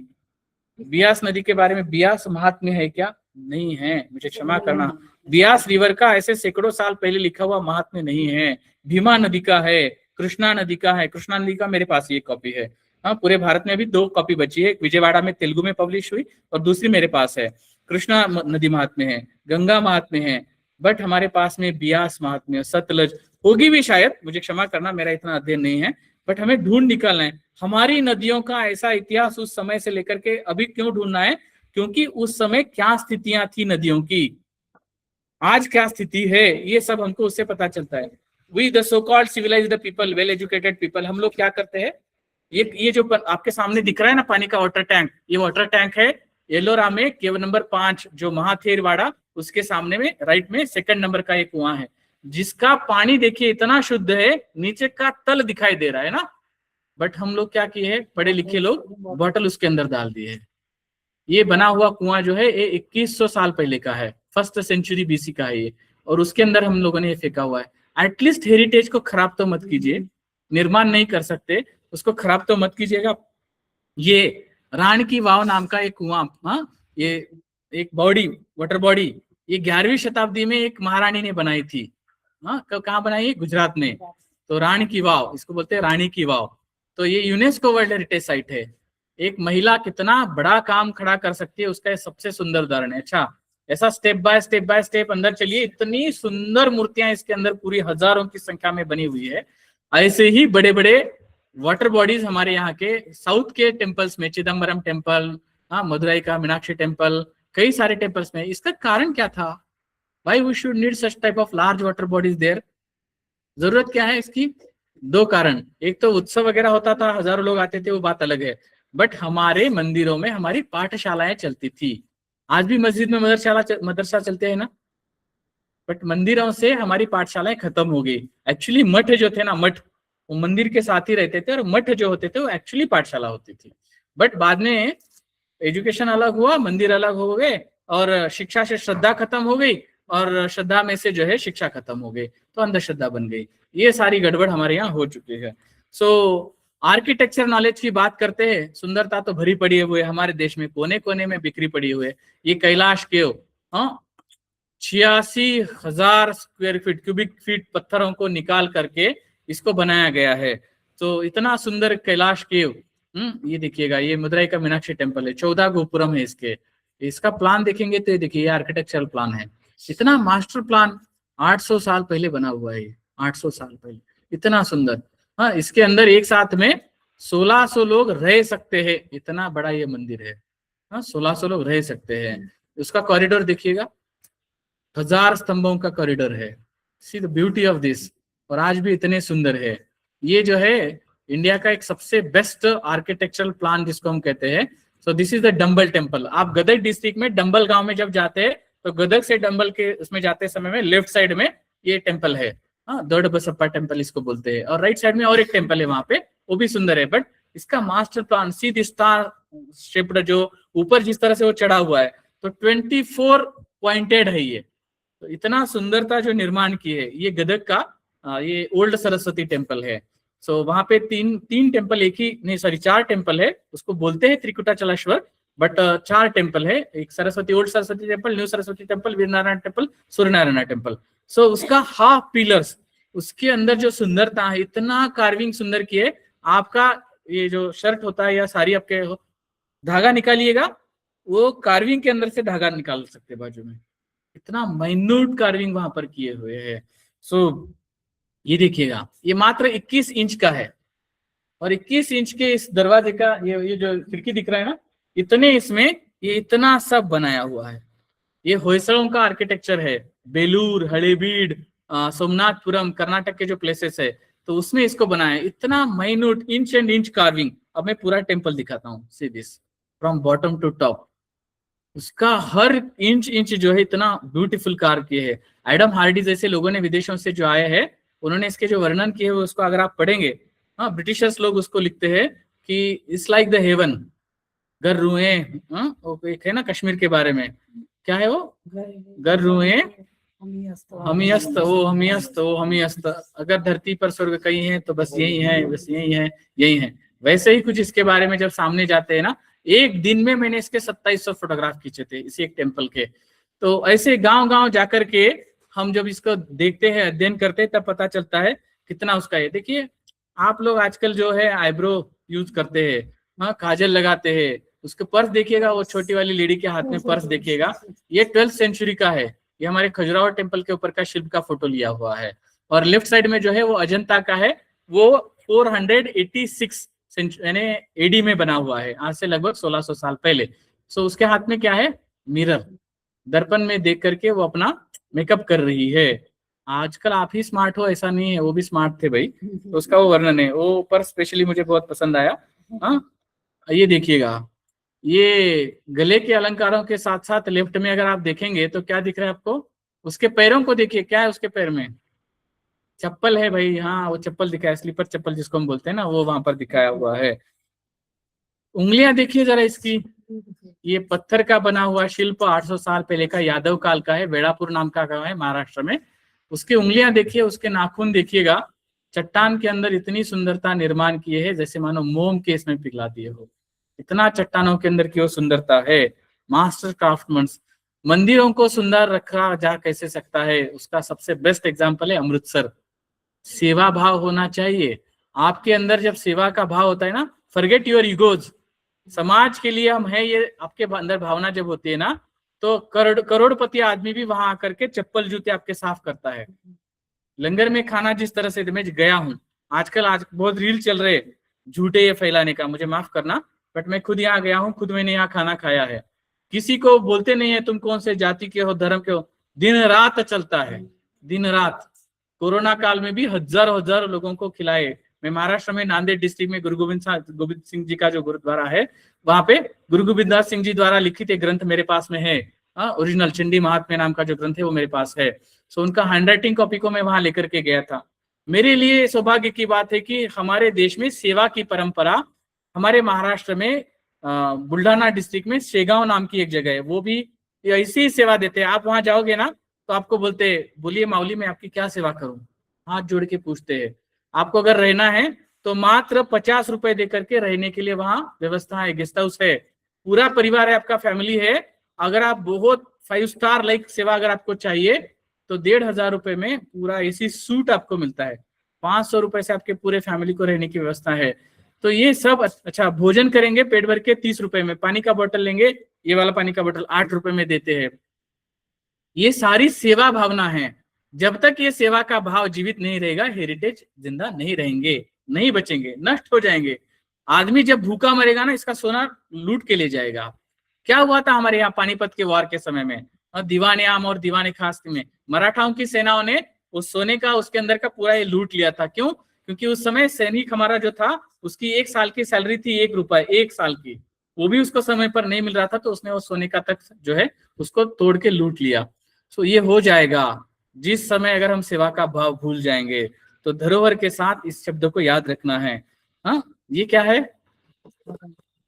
ये सबको पता है हवा महल, बट ये क्या एक्चुअली कोई महल है क्या? It's like just a wall. ये सिर्फ एक वॉल है, उसके पीछे खड़े रह के आप शहर में रास्ते पर क्या प्रोग्राम चल रहा है उसको देख सकते हैं वगैरह वगैरह, है ना। It's not actually a Mahal, it's a just wall. उसके पीछे बस खड़े रहने की जगह है ना, बट बनाया सुंदर रूप से है। ऐसे कितने तो भी फोर्ट्स हमारे राजस्थान में, पूरे देश में हैं कि जो बहुत सुंदर बनाई है। आमेर फोर्ट है, हाँ, ये फोर्ट के अंदर की सुंदरता, ये अंदर देखिएगा, जितना अंदर जाओगे उतना और सुंदर मिलेगा आपको। और यूनेस्को वर्ल्ड हेरिटेज साइट में ऐसे 6 फोर्ट का नॉमिनेशन किया गया है। बट ऐसे भी कुछ है, जो देवगिरी का फोर्ट, महाराष्ट्र का जो मिलिट्री, मराठा मिलिट्री आर्किटेक्चर, अभी इसको भी यूनेस्को वर्ल्ड हेरिटेज साइट मिला, बट उसमें ये फोर्ट नहीं है, ये देवगिरी के यादवों का है। आज भी इसकी विशेष बात यह है, इसका शहर के अंदर से जाने वाला ब्रिज अगर उठा दिया जाए तो इसके अंदर कोई कदम नहीं रख सकता है विदाउट पैराशूट। विदाउट पैराशूट आज भी इसके अंदर कोई नहीं जा सकता है, ऐसा ये उस समय बनाया गया है। सो ये देखिएगा उसका डिफेंस सिस्टम। ये खाई जो आपको दिख रही है ना, इतनी 33 फीट है ये खाई, 33 फीट, और चट्टान इतनी बड़ी है, यानी 1,500 फीट चढ़ना पड़ेगा अगर आपको सीधी दीवार चढ़नी है तो। और अंदर पूरे पानी में मगरमच्छ है, आज भी है। तो इस तरह से उसको बनाया गया है। ये पलक्कड़ का फोर्ट है केरला का। See the beauty of this fort, क्या सुंदरता, किस सुंदर रूप से बनाए। हाँ, ये हमारे महाराष्ट्र से अलग अलग फोर्ट है, छत्रपति शिवाजी महाराज के पीरियड के, उसके पहले के पीरियड के, 12वीं शताब्दी से लेकर के ऐसे अलग अलग फोर्ट है। ये पानी के अंदर के वो फोर्ट है। अगर आप कभी मैडम बोल रहे थे बच्चों को लेकर के हम भी कभी आएंगे, आइएगा, स्वागत है। ये सी फोर्ट्स आपको देखने में, स्वर्ण दुर्ग फोर्ट है, विजय दुर्ग फोर्ट है। आज भी ये ऐसे की ऐसे ही है, एक पत्थर तक नहीं हिला हुआ है। 400 साल हो गए समुन्दर के अंदर, आपको मालूम है ना पानी कितना तेजी से ये होता है, बट उसका एक पत्थर तक अभी नहीं हिला हुआ है, ऐसे आज भी है। तो कैसे निर्माण किए, हमारे कौटिल्य के अर्थशास्त्र में लिखे रखा हुआ है दुर्गों के अलग अलग प्रकार, 9 दुर्ग के प्रकार वहां पर लिखे गए हैं। इसका मतलब 2000 साल पहले से ऐसे फोर्ट्स बनाने की परंपरा हमारे देश में थी, उसका ये प्रूफ है। उसके ये उसके चैप्टर्स है। उसके बाद छत्रपति शिवाजी महाराज का जो फर्स्ट मैन्युस्क्रिप्ट मैंने आपको दिखाया था, तो ये एक्चुअली कल ही मैंने ओरिजिनल आपको दिखाया, बट आप लोग उसको नजदीक से नहीं देख पाए, फिर से एक बार हम पूरे यहाँ रख देंगे, सब आराम से देखेंगे। ये उनका छत्रपति शिवाजी महाराज का फर्स्ट मैन्युस्क्रिप्ट है। एस्ट्रोनॉमी के बारे में जब नॉलेज लेते हैं, 5 जंतर मंतर हमारे देश में है। कौन कौन से है? 5 जंतर मंतर। एक तो दिल्ली में है, दूसरा जयपुर में है, ये जयपुर वाला है। उसके बाद बनारस में है, उसके बाद और 2 आपको ढूंढना है। ठीक है, 5 जंतर मंतर से 3 मैंने बताए, जयपुर, दिल्ली, बनारस, बाकी 2 आपको ढूंढना है, आप मुझे बताना है। ठीक है, ये हमारा क्या है, असाइनमेंट्स है। कल भी एक असाइनमेंट आपको दिया गया था, तो लास्ट डे इसका परीक्षण हो गई। ठीक है, इसकी विशेषता क्या है, आप जो है माइक्रो सेकंड से लेकर के साल तक आप सब कुछ यहाँ पर जो है नाप सकते हैं, उसका मेजरमेंट कर सकते हैं, वो सब कुछ सारे पैमाने यहाँ पर जो है क्लियर रूप से दिए गए हैं। So this is for the time. आप समय को ये देखने के लिए, ऋतु चक्र को समझने के लिए इन सब का अध्ययन कर सकते हैं। ऐसे कुछ लोग थे हमारे देश में जिनका नाम भी कभी हमने सुना नहीं। ये शंकर नारायणन थे, कोडंगलूर केरला से। तो 869 एडी में इन्होंने एक ग्रंथ लिखे रखा था, लघु भाष्य कार्य विवरणा नाम से। उसमें उन्होंने सारा डिटेल लिख के रखा है कि समय को कैसे नापना चाहिए। हाँ, आपको एक सवाल सिंपल सा पूछता हूँ, डिस्टेंस में, या जो हम बोलते हैं ना लेंथ एंड विड्थ, तो लेंथ में और समय में कोई कोरिलेशन है क्या? होता है क्या कुछ? समय का और डिस्टेंस का, मेजरमेंट का कोई रिलेशन है क्या? इस ग्रंथ में वो लिख के रखा हुआ है। कभी बात नहीं करेंगे। आपको मालूम है चांद पर जाने के बाद समय कितना ये रहता है? 24 घंटे घंटे की तरह ही रहते हैं क्या? समय कैसे चलता है? हाँ, ब्लैक होल्स में समय कैसे चलता है वो आपको पता होगा, तो इसके बारे में आप जान सकते हैं। ये चक्र जो आप देख रहे हैं कोणार्क के सन टेम्पल का, हाँ, यहाँ पर क्या है? ये सिर्फ आर्किटेक्चर है क्या? नहीं, ये 12 राशि के 12 चक्रों को दिखा करके उसमें हर एक के अंदर के फिर छोटे छोटे छोटे छोटे लाइन से कितने बजकर कितने मिनट हो गए हैं वो तक वहां बता सकते हैं, सिर्फ शैडो के हिसाब से उसको ऐसा बनाया गया है। नाउ सी दिस, ये हमारे विजयनगर यानी हम्पी कृष्णदेवराय के समय का विरूपाक्ष टेम्पल है। इसकी विशेष बात क्या है? ये जो गोपुरम आपको दिख रहा है, ये पूरे गोपुरम का छांव यानी शैडो इतने छोटे से होल से सामने की दीवार पर दिखाई देता है। सी दिस, इतना लार्ज है बट इतना छोटा होल है, उससे वो दीवार के ऊपर वो पूरा शैडो दिखाई देता है। और वो कैसा दिखता है?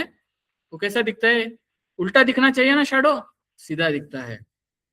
इसको बोलते हैं पिन होल कैमरा सिस्टम। तो ये पिन होल कैमरा सिस्टम ब्रिटिशों ने ढूंढने का प्रयास किया, कैसे बनाए हैं, अभी तक उसको हम जान नहीं पाए।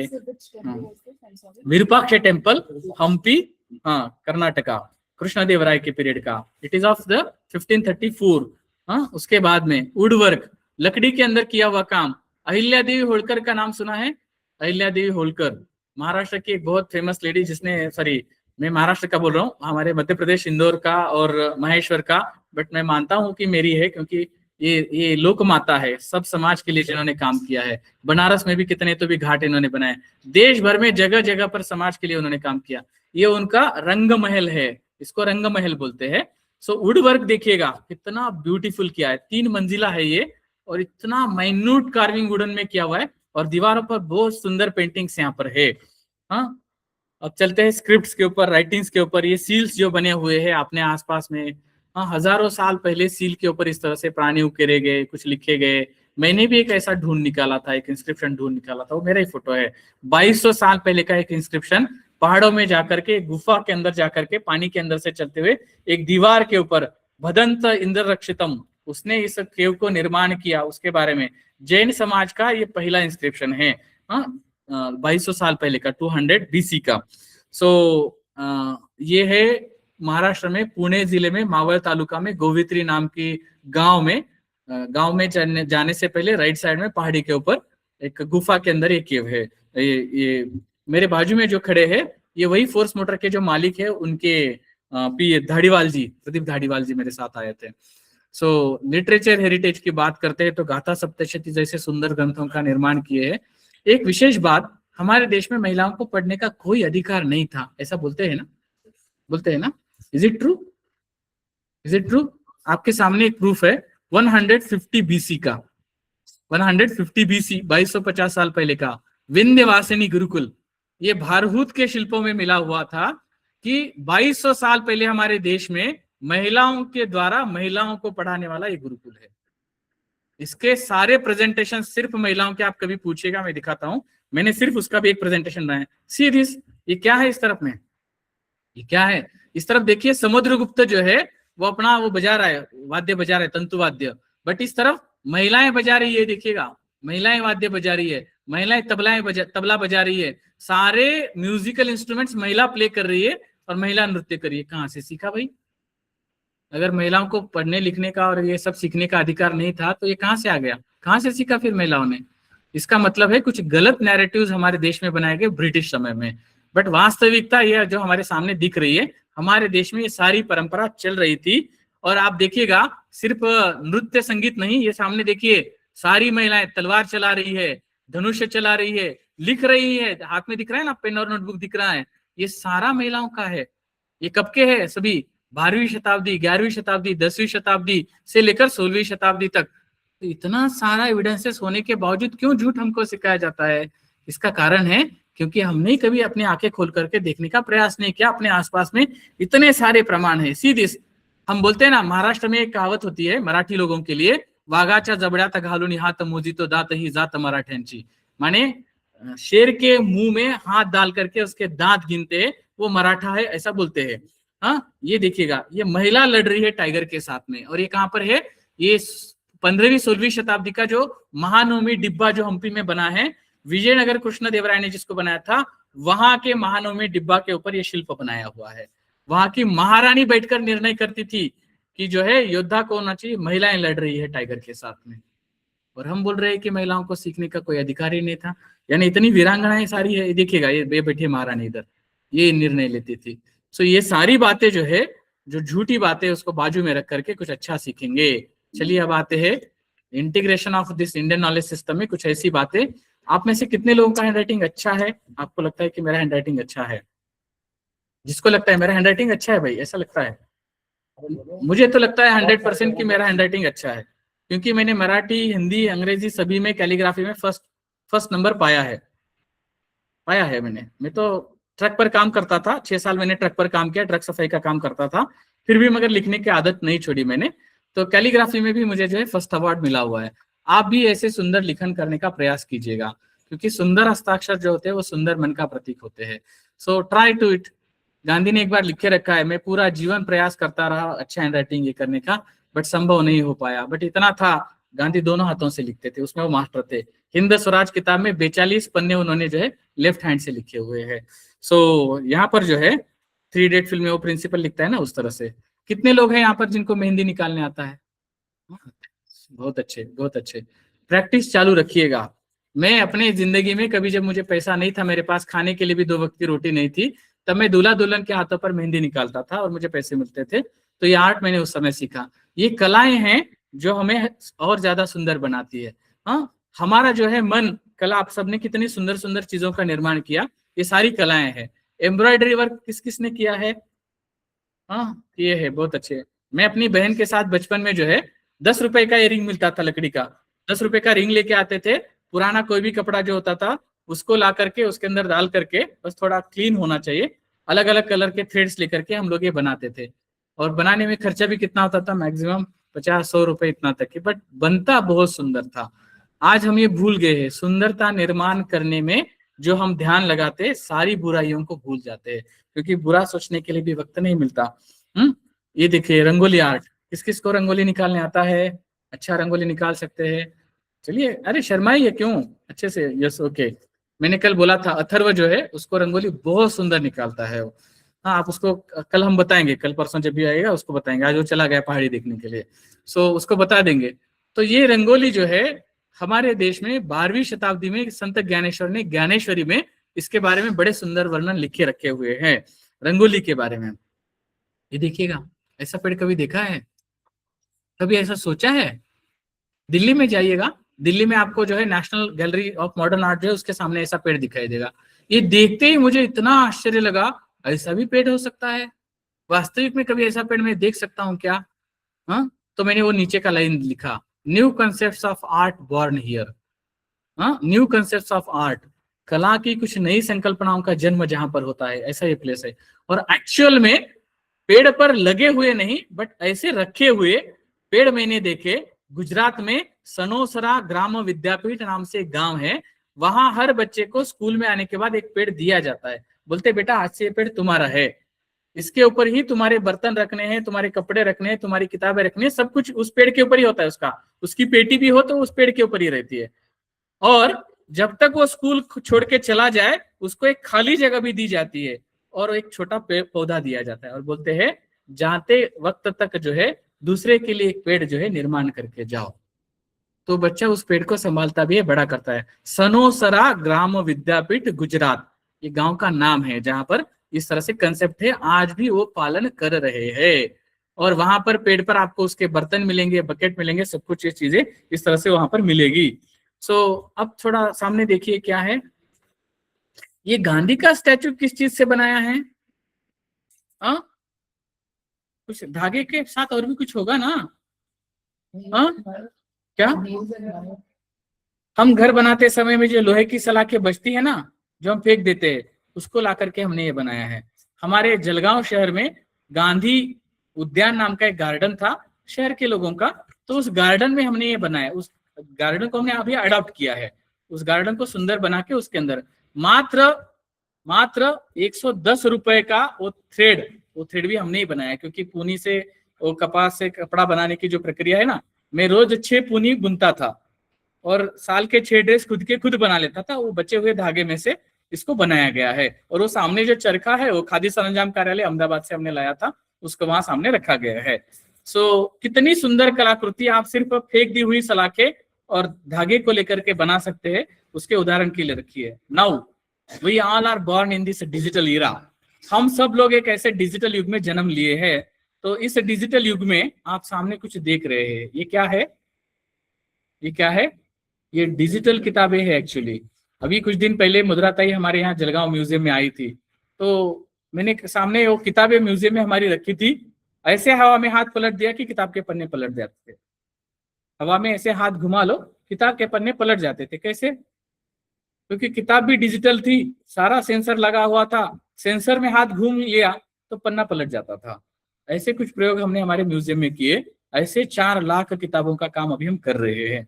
उसके बाद में ये भारत का पहला और एकमात्र only one and India first education heritage museum है, जो नासिक में है, महाराष्ट्र के। मैं इस कमेटी का अध्यक्ष हूँ, प्रेसिडेंट हूँ।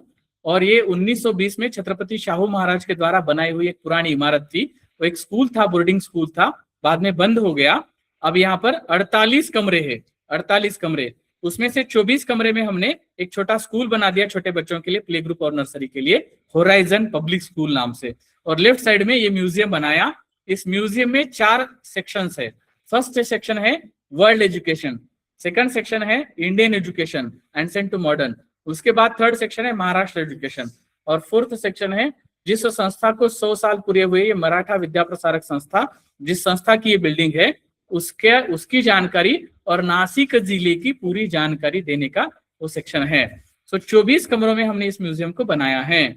वर्ल्ड में बेस्ट एजुकेशन सिस्टम कौन कौन से देश में है? कोई नाम बता सकते हैं? लिख लीजिएगा। Korea, south Korea, Japan and Finland, ये 3 देश फर्स्ट नंबर पे है। हाँ, साउथ कोरिया, फिनलैंड और जापान। क्यों है?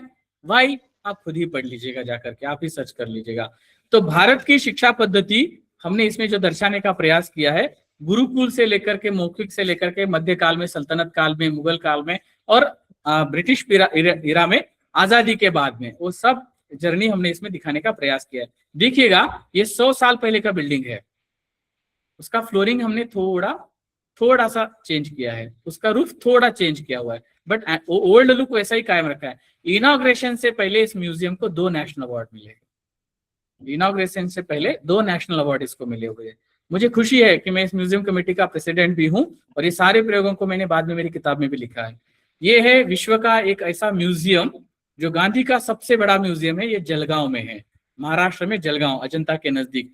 ये गांधी रिसर्च फाउंडेशन म्यूजियम 2012 में पद्मश्री भंवरलाल जी जैन इनके नेतृत्व में बना है। मैं 8 साल इस संग्रहालय का प्रमुख था। ये ऐसा संग्रहालय है जिस एरिया को अभी आप देख रहे हैं, इसको गवर्नमेंट ने ड्राई लैंड डिक्लेयर किया था, बंजर जमीन डिक्लेयर किया था। आज इस जमीन पर 3,77,000 बड़े पेड़ है और छोटे बड़े पौधे मिला करके 8.5 लाख पेड़ है। 3 साल नेशनल ग्रीन बेल्ट अवार्ड इसको मिला हुआ है।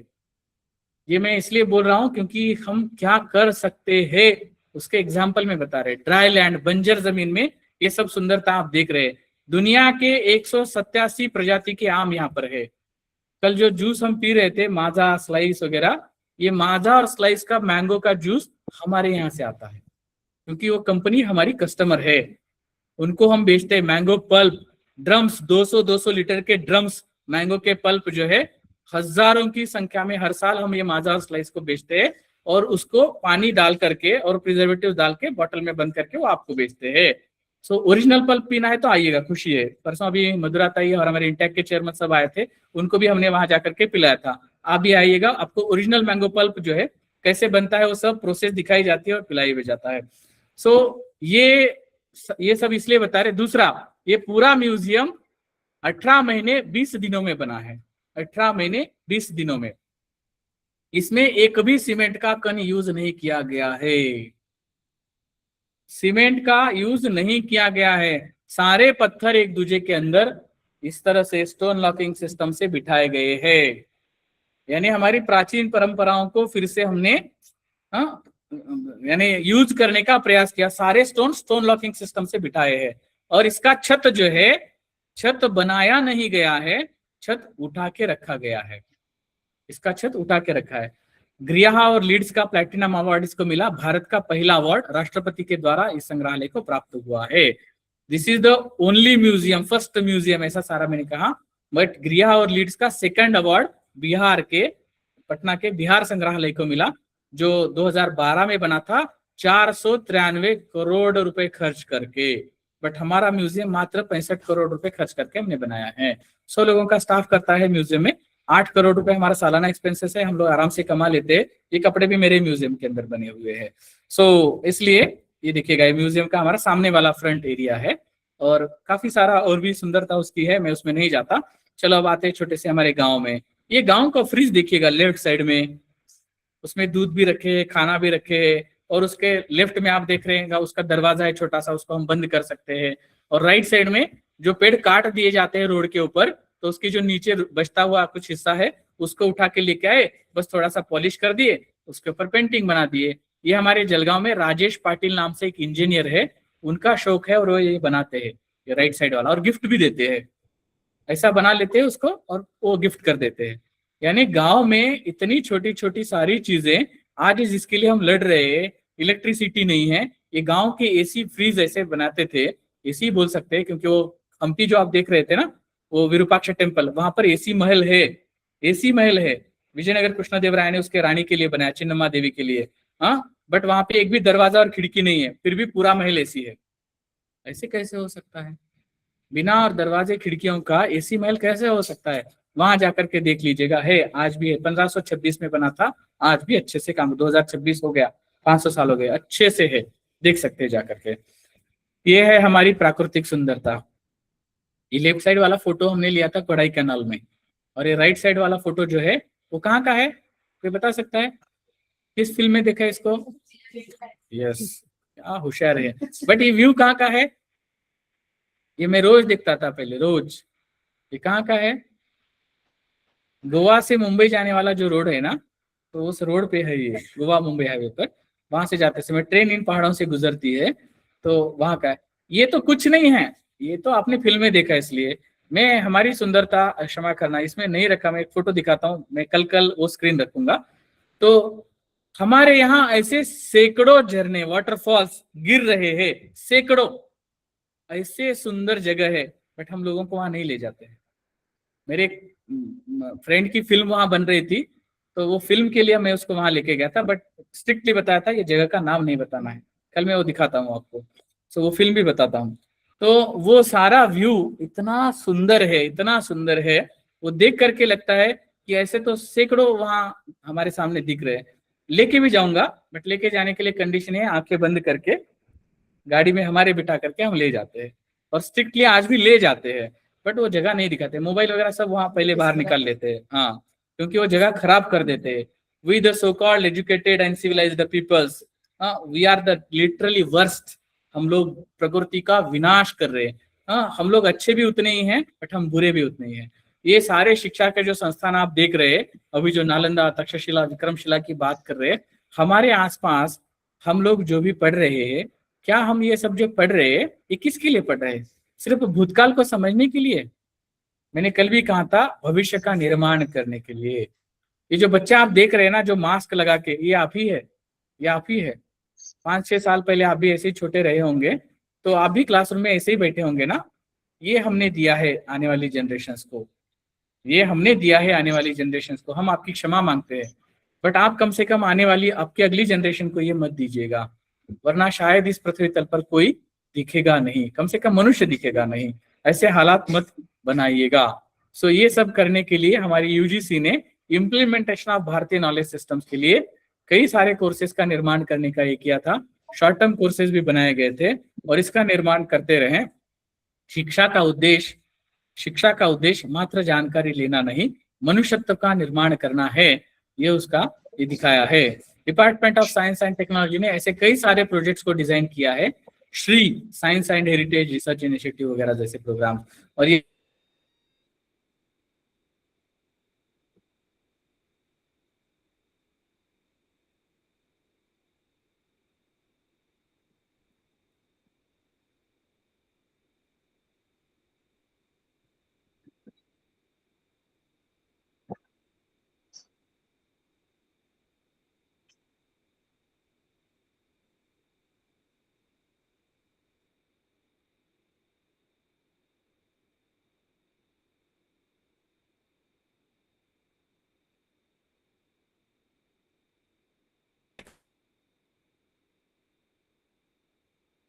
जितनी मिलती है उससे कई गुना ज्यादा पैसे किताबों से मिलते हैं, बट आप किताबें लिखते किसके लिए है वो सोचना जरूरी है।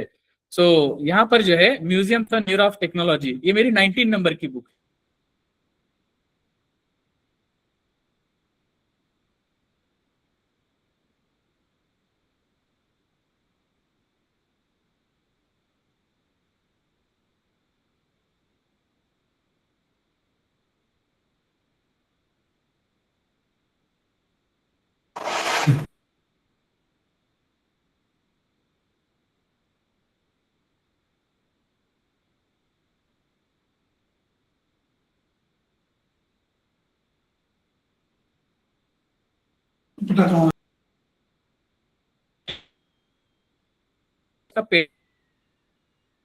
राइटर के रूप में भी मैं काम कर रहा हूँ। ये encyclopedia of museums archives and archaeology जो 10 खंडों में मैंने लिखी हुई है, तो ये मेरी 23rd बुक थी। तो इसका सेकंड एडिशन अभी सांस्कृतिक मंत्रालय भारत सरकार पब्लिश कर रही है। ये मेरे नौकरी का पहला फोटो है, जो ऊपर में दिख रहा है ना, मेरी ड्यूटी का पहला फोटो है, और ये हमारा म्यूजियम है जिसमें मैंने काम किया, और ये हमारे पास का कलेक्शन है जो अभी मैंने मेरे पुणे के म्यूजियम में रखा हुआ है। अब आते हैं कल की बात पर फिर से। हेरिटेज की जब शुरुआत करते तो हमेशा याद रखना, शुरुआत कहाँ से करनी है? हवा, पानी और अनाज से। इम्प्लीमेंटेशन ऑफ नॉलेज जब करेंगे ना, तो सबसे शुरुआत करनी है बेसिक नीड से। कोरोना से जितने लोग नहीं मरे, उससे ज्यादा लोग हर साल हमारे यहाँ पोल्यूशन की वजह से मरते हैं। Please remember this sentence, corona से जितने लोग नहीं मरे, उससे ज्यादा लोग हर साल पोल्यूशन से मरते हैं। उसके बाद ये भारत में, विश्व में सबसे ज्यादा पोल्यूटेड सिटीज में हाईएस्ट नंबर भारत के है, हाईएस्ट नंबर सिटीज भारत के है। उसके बाद में जो समग्र मानव जाति मिलकर के नहीं कर सकी, वो एक कोरोना वायरस ने करके दिखाया। जिस पोल्यूशन को हम लोग कम करना चाहते थे, नहीं कर पाए, वो कोरोना के वायरस ने मात्र कुछ महीने में करके दिखाया। मालूम है ना आपको, उस समय में अखबारों में न्यूज आ रहे थे, हवा का कितना ये शुद्ध हुआ, समुद्र में जो है डॉल्फिन दिखने लगे, इतने ऐसे ये कोरोना वायरस ने किया, और हम इंसान होकर के नहीं कर पाए। इसका कारण क्या है? हमको ज्ञान है, बट हम इम्प्लीमेंट नहीं कर रहे, ये गलती है। देखिएगा महाभारत में लिखा हुआ है, इस तरफ में राइट साइड में जो लिखा हुआ है, वायु विश्वमिदं सर्वम प्रभु वायुश्च कीर्तितः वात विश्वकर्मा विश्वात्मा विश्वरूप प्रजापति ही। तो ये जो लिखा हुआ है, ये क्या लिखा हुआ है, किसी हवा को कैसे समझना चाहिए उसके बारे में सब लिखा है। नीचे अष्टांग हृदय में भी क्या रेफरेंसेस लिखे, उसको लिखा हुआ है। ये वायु के कितने प्रकार है वगैरह वगैरह सब लिखा है। देखिए यह महाभारत का लास्ट में, यहाँ देखिए विमान की मैं बात कर रहा था ना, देखिए यहाँ लिखा है भूतानाम विमानानि व्याहेसा, ये लिखा हुआ है। सो ये सारे रेफरेंसेस थे है इम्प्लीमेंट करने की जरूरत है। We have that information, but we can't able to use it, या we don't want to use it. Abilities निर्माण होनी चाहिए। पानी के बगैर क्या हो रहा है पूरी दुनिया में, सबसे पहले भारत का नाम है। सबसे कमी जो है भारत के कई सारे शहरों में वाटर क्राइसिस निर्माण हो रहे हैं। पिछले कुछ सालों से देख रहे हैं कि वाटर का यूज जो है वो बढ़ते जा रहा है। सिंपल सा लाइन, आपको नहाने के लिए कितना पानी लगता है आप ही देखिए, 5 लीटर, 10 लीटर, 20 लीटर। जब आप बकेट में पानी लेके मग्गे से नहाते हैं, सुबह में आपके बाजू में ही ठहरा हूँ, ये पंजाबी ढाबा है ना आपके बाजू में, मैं वहीं नीचे ठहरा हुआ हूँ। तो पंजाबी ढाबे में जो था बकेट था, मग्गा नहीं था। मैं सुबह सुबह उनके पास गया, भाई साहब मग दे दो। तो बोले क्या जरूरत है सर, शावर तो लगा है। मैं बोला भाई साहब शावर से कितना पानी ये होता है मुझे पता है, मेरे सर से जब मुझे नहाना है मैं जरूर नहा लूंगा, बट अभी बकेट दीजिएगा, मग्गा दीजिएगा, मैं बकेट में बाल्टी में जितना पानी होता है उतना लेकर के नहाने में मेरे लिए सफिशिएंट है। ऐसा नहीं करेंगे तो कुछ सालों के बाद ये जो हो रहा है ना, तो वाटर क्राइसिस बढ़ते जाएंगे। जितना आप कंजम्पशन ऑफ नेचुरल रिसोर्सेज ज्यादा करेंगे उतना जल्दी विनाश की ओर बढ़ेंगे। जमीन से पानी की लेवल जैसे जैसे नीचे जाएगी, गर्मी वैसे वैसे ज्यादा बढ़ेगी। पेड़ तो काट ही रहे हैं, पानी जो है जमीन की लेवल अगर नीचे नीचे, कुछ साल पहले 20-30-50 फीट तक पानी मिलता था। अब मुझे नहीं पता आपके यहाँ कितने लेवल पे पानी है, बट हमारे महाराष्ट्र की बात करेंगे तो 500 मिनिमम बोल रहा हूँ, 500 फीट नीचे से लेकर के 2500 फीट नीचे तक जाना पड़ता है, तब हमारे महाराष्ट्र में पानी मिलता है। तमिलनाडु में श्रीकाकुलम जिले में आप चाहे जितना खुदाई करो पानी नहीं मिलता है। इसका कारण क्या है? क्योंकि कोका कोला का पहला प्लांट वहां पर लगा था जिस समय वीर नारायण रेड्डी जी वहां के डायरेक्टर जनरल ऑफ पुलिस थे। कल मैंने अंजनी रेड्डी के बारे में बताया था, वीर नारायण रेड्डी वहां के डीजीपी थे, उनके साथ मैं वहां गया हूं। तो कोका कोला ने जिस समय कंपनी का वहां, सारे लोगों ने विरोध किया, गांव के नहीं बनाना है फैक्ट्रियां क्योंकि हमारा पानी चल रहा है, बट सरकार ने प्रेशराइज कर करके वो कोका कोला का वहां ये बनाया। आज वहां पर पानी नहीं है, टोटली ड्रॉट। आपको पता है विश्व में एक ऐसा देश है जिसके कैपिटल में पानी नहीं है, इसलिए सरकार ने डिक्लेयर किया कैपिटल छोड़ के चले जाओ। एक देश के राजधानी में ये हालत है। कौन सा देश है पता है? अभी कुछ दिन पहले की बात है, अखबारों में आया था, ढूंढ लीजिएगा आप, विच कैपिटल ऑफ एनी कंट्री, दुनिया में एक ऐसा देश है कि जिसके कैपिटल में पानी ना होने की सरकार ने डिक्लेयर कर दिया, छोड़ के चले जाइएगा। अमेरिका में ये हाल है, कुछ शहरों में, अमेरिका में, क्योंकि मैं अमेरिका घूम चुका हूं, इसलिए अमेरिका में कुछ शहरों में ये हाल है, पानी की वजह से लोग शहर छोड़ के चले जा रहे हैं। ये भारत में भी होगा, कुछ दिन के बाद ये हाल होगा। क्यों? बेंगलोर को देखिए, बाकी छोड़ दीजिए, बेंगलोर जैसा बड़ा शहर हमारे देश का, आधा शहर पूरा वाटर क्राइसिस में है आज की तारीख में। 20 दिन के बाद नल को पानी आता है, 20 दिन के बाद। हमारे यहाँ महाराष्ट्र में धाराशिव जिला डिस्ट्रिक्ट लेवल सिटी है, बट वहां पे 1 महीने के बाद पानी आता है, 1 महीने के बाद नल को पानी आता है। लोग घर का ग्लास तक, कटोरा तक भर के रखते हैं पानी। क्यों? पानी नहीं मिल रहा है, नहाने के लिए तो छोड़िए, पीने के लिए भी नहीं मिल रहा है। तो क्या करेंगे? कितना खरीद करके सारा कमाया हुआ जो है सिर्फ इसी के लिए डालोगे, पानी के लिए। कोरोना में सबसे ज्यादा लोग किस वजह से मरे? किस वजह से? ऑक्सीजन के अभाव में भाई साहब। दुनिया में जिसकी मात्रा सबसे ज्यादा है उसकी वजह से लोग मर रहे। ये हमारे प्रगति का लक्षण है या अधोगति का? Are we really so called develop? और हम लोग जो है नीचे नीचे नीचे जा रहे हैं। इसको आपको याद रखना है। ये है 1972 से 2012 की स्थिति, पानी का प्रमाण क्या था और अब हम कहाँ पर है। हमने क्या कर दिया? हमारी सारी नदियों को गटर गंगा बना दिया। See this river pollution. ऐसी कोई भारत की, मैं आपसे बहुत खुश हूं, थोड़ा थोड़ा मुझे पानी यहाँ अच्छा दिखाई दिया। आपकी ये बाजू से जो बियास बह रहे ना, उसका पानी मुझे अच्छा दिखाई दिया, ये मेरे लिए खुशी की बात है। शायद आप लोग कचरा नहीं डालते होंगे, ऐसा मैं मानता हूँ। हमारे इधर सब नदियों को इतना गंदा बना दिए, गटर हो गई सारी गंगाएं। और हमारे यहाँ लिखा हुआ है बड़े बड़े संतों ने, माझी बहिन चंद्रभागा करी तसे पापा भंगा, यानी रिवर्स को माँ की उपमा दी, बहन माना है, बट उसके अंदर जाकर के जो है कचरा। गणेश जी का विसर्जन कहाँ करते हैं? नदियों में जाकर करते हैं। किस ग्रंथ में लिखा है भाई? जरा निकाल के दिखाओ। हाँ, नदियों को खराब करने के लिए अधिकार किसने दिया आपको? पानी की एक बूंद निर्माण नहीं कर सकते हो, इतनी ताकत तो अपने अंदर है नहीं कि हम पानी बना लें, बट नदियों को गंदा करने का अधिकार किसने दिया? जो कि हमारी जीवनदायिनी है। आगे देखिएगा, जैन इंस्क्रिप्शन के आचारांग सूत्र, एक ग्रंथ भी है, आचारांग सूत्र में लिखा हुआ है पानी की एक बूंद को तक कैसे बचाने। 2000 साल पहले लिखा है। वो बोलते हैं आप हाथ बहुत अच्छे से धो लो, उसके बाद आप खाना खाओ, जिस थाली में खाओगे वो थाली का पूरा साफ कर लो, हाथ बाद में थाली में धोना है और वो पानी पी लेना है। इसका कारण क्या है? सबसे पहला तो अगर आपका हाथ आपने पहले अच्छे से क्लीन कर लिया होगा तो कोई प्रॉब्लम है नहीं। आप जो खाना खा लोगे उसके बाद उसमें करके हाथ धोने के लिए अलग पानी, प्लेट धोने के लिए अलग पानी, उसकी जरूरत नहीं। ये इस ग्रंथ में लिखा हुआ है, 2000 साल पहले इसका सोचा गया है, और हम लोग 2000 साल के बाद भी सोचने को तैयार नहीं है। तो मरेंगे तो हम ही, वो तो लिखने वाले बेचारे चले गए।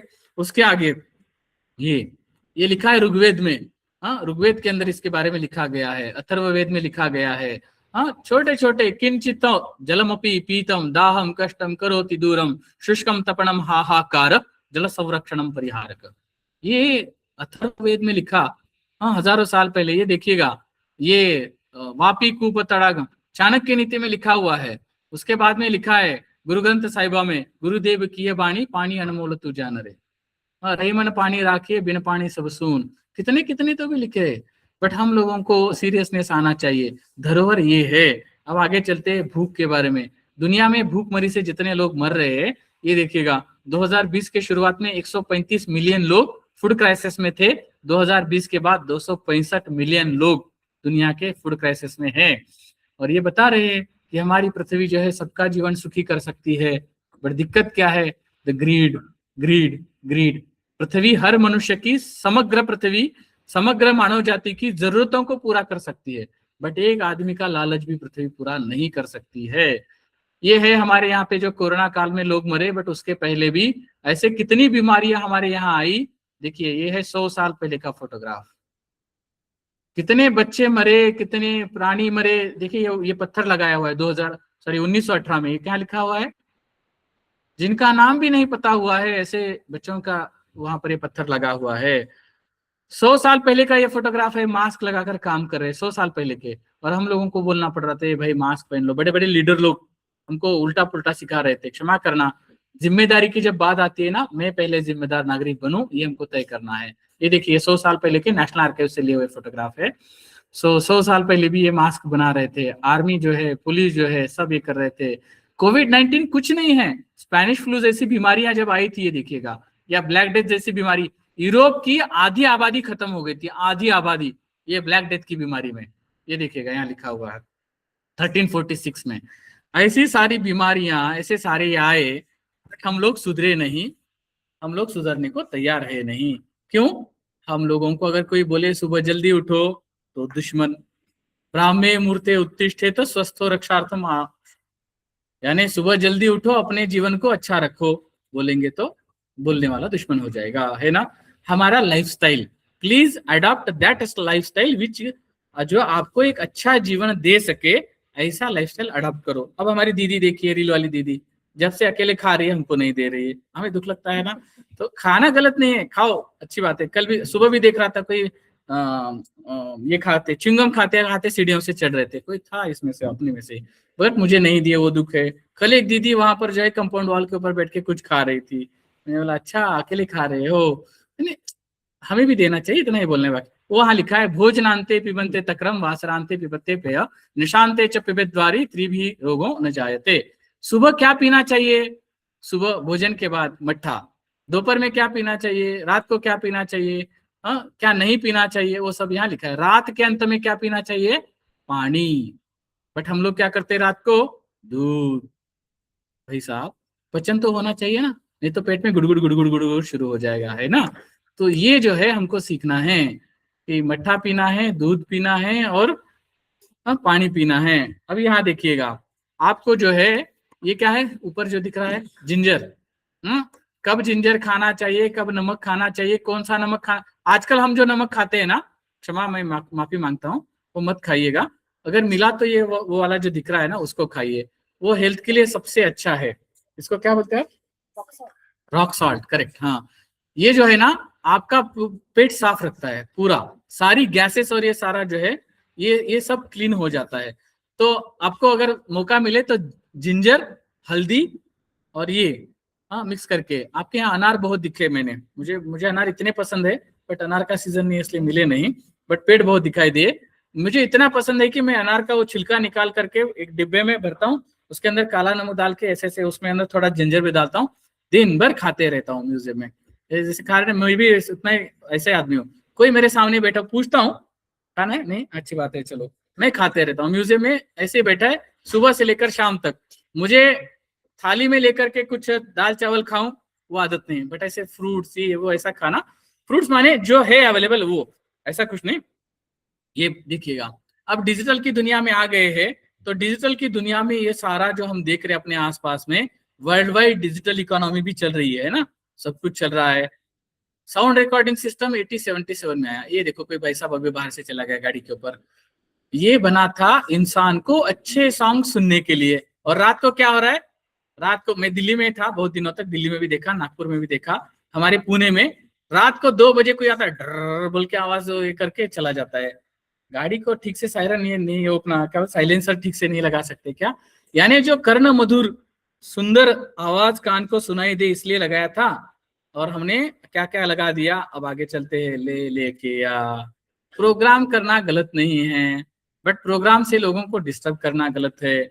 The technology and the techniques are not for to disturb the society but for to welfare of the society. समाज का अच्छा होने के लिए सब मिलकर के, ये देखिए कितना छोटा साउंड सिस्टम है ना, इतना छोटा है ना, ऐसे साउंड सिस्टम बनाए और महाकाय बनाते जाएंगे। ये तो बहुत छोटा है, और भी बड़े बनाएंगे, ये बच्चा है ना।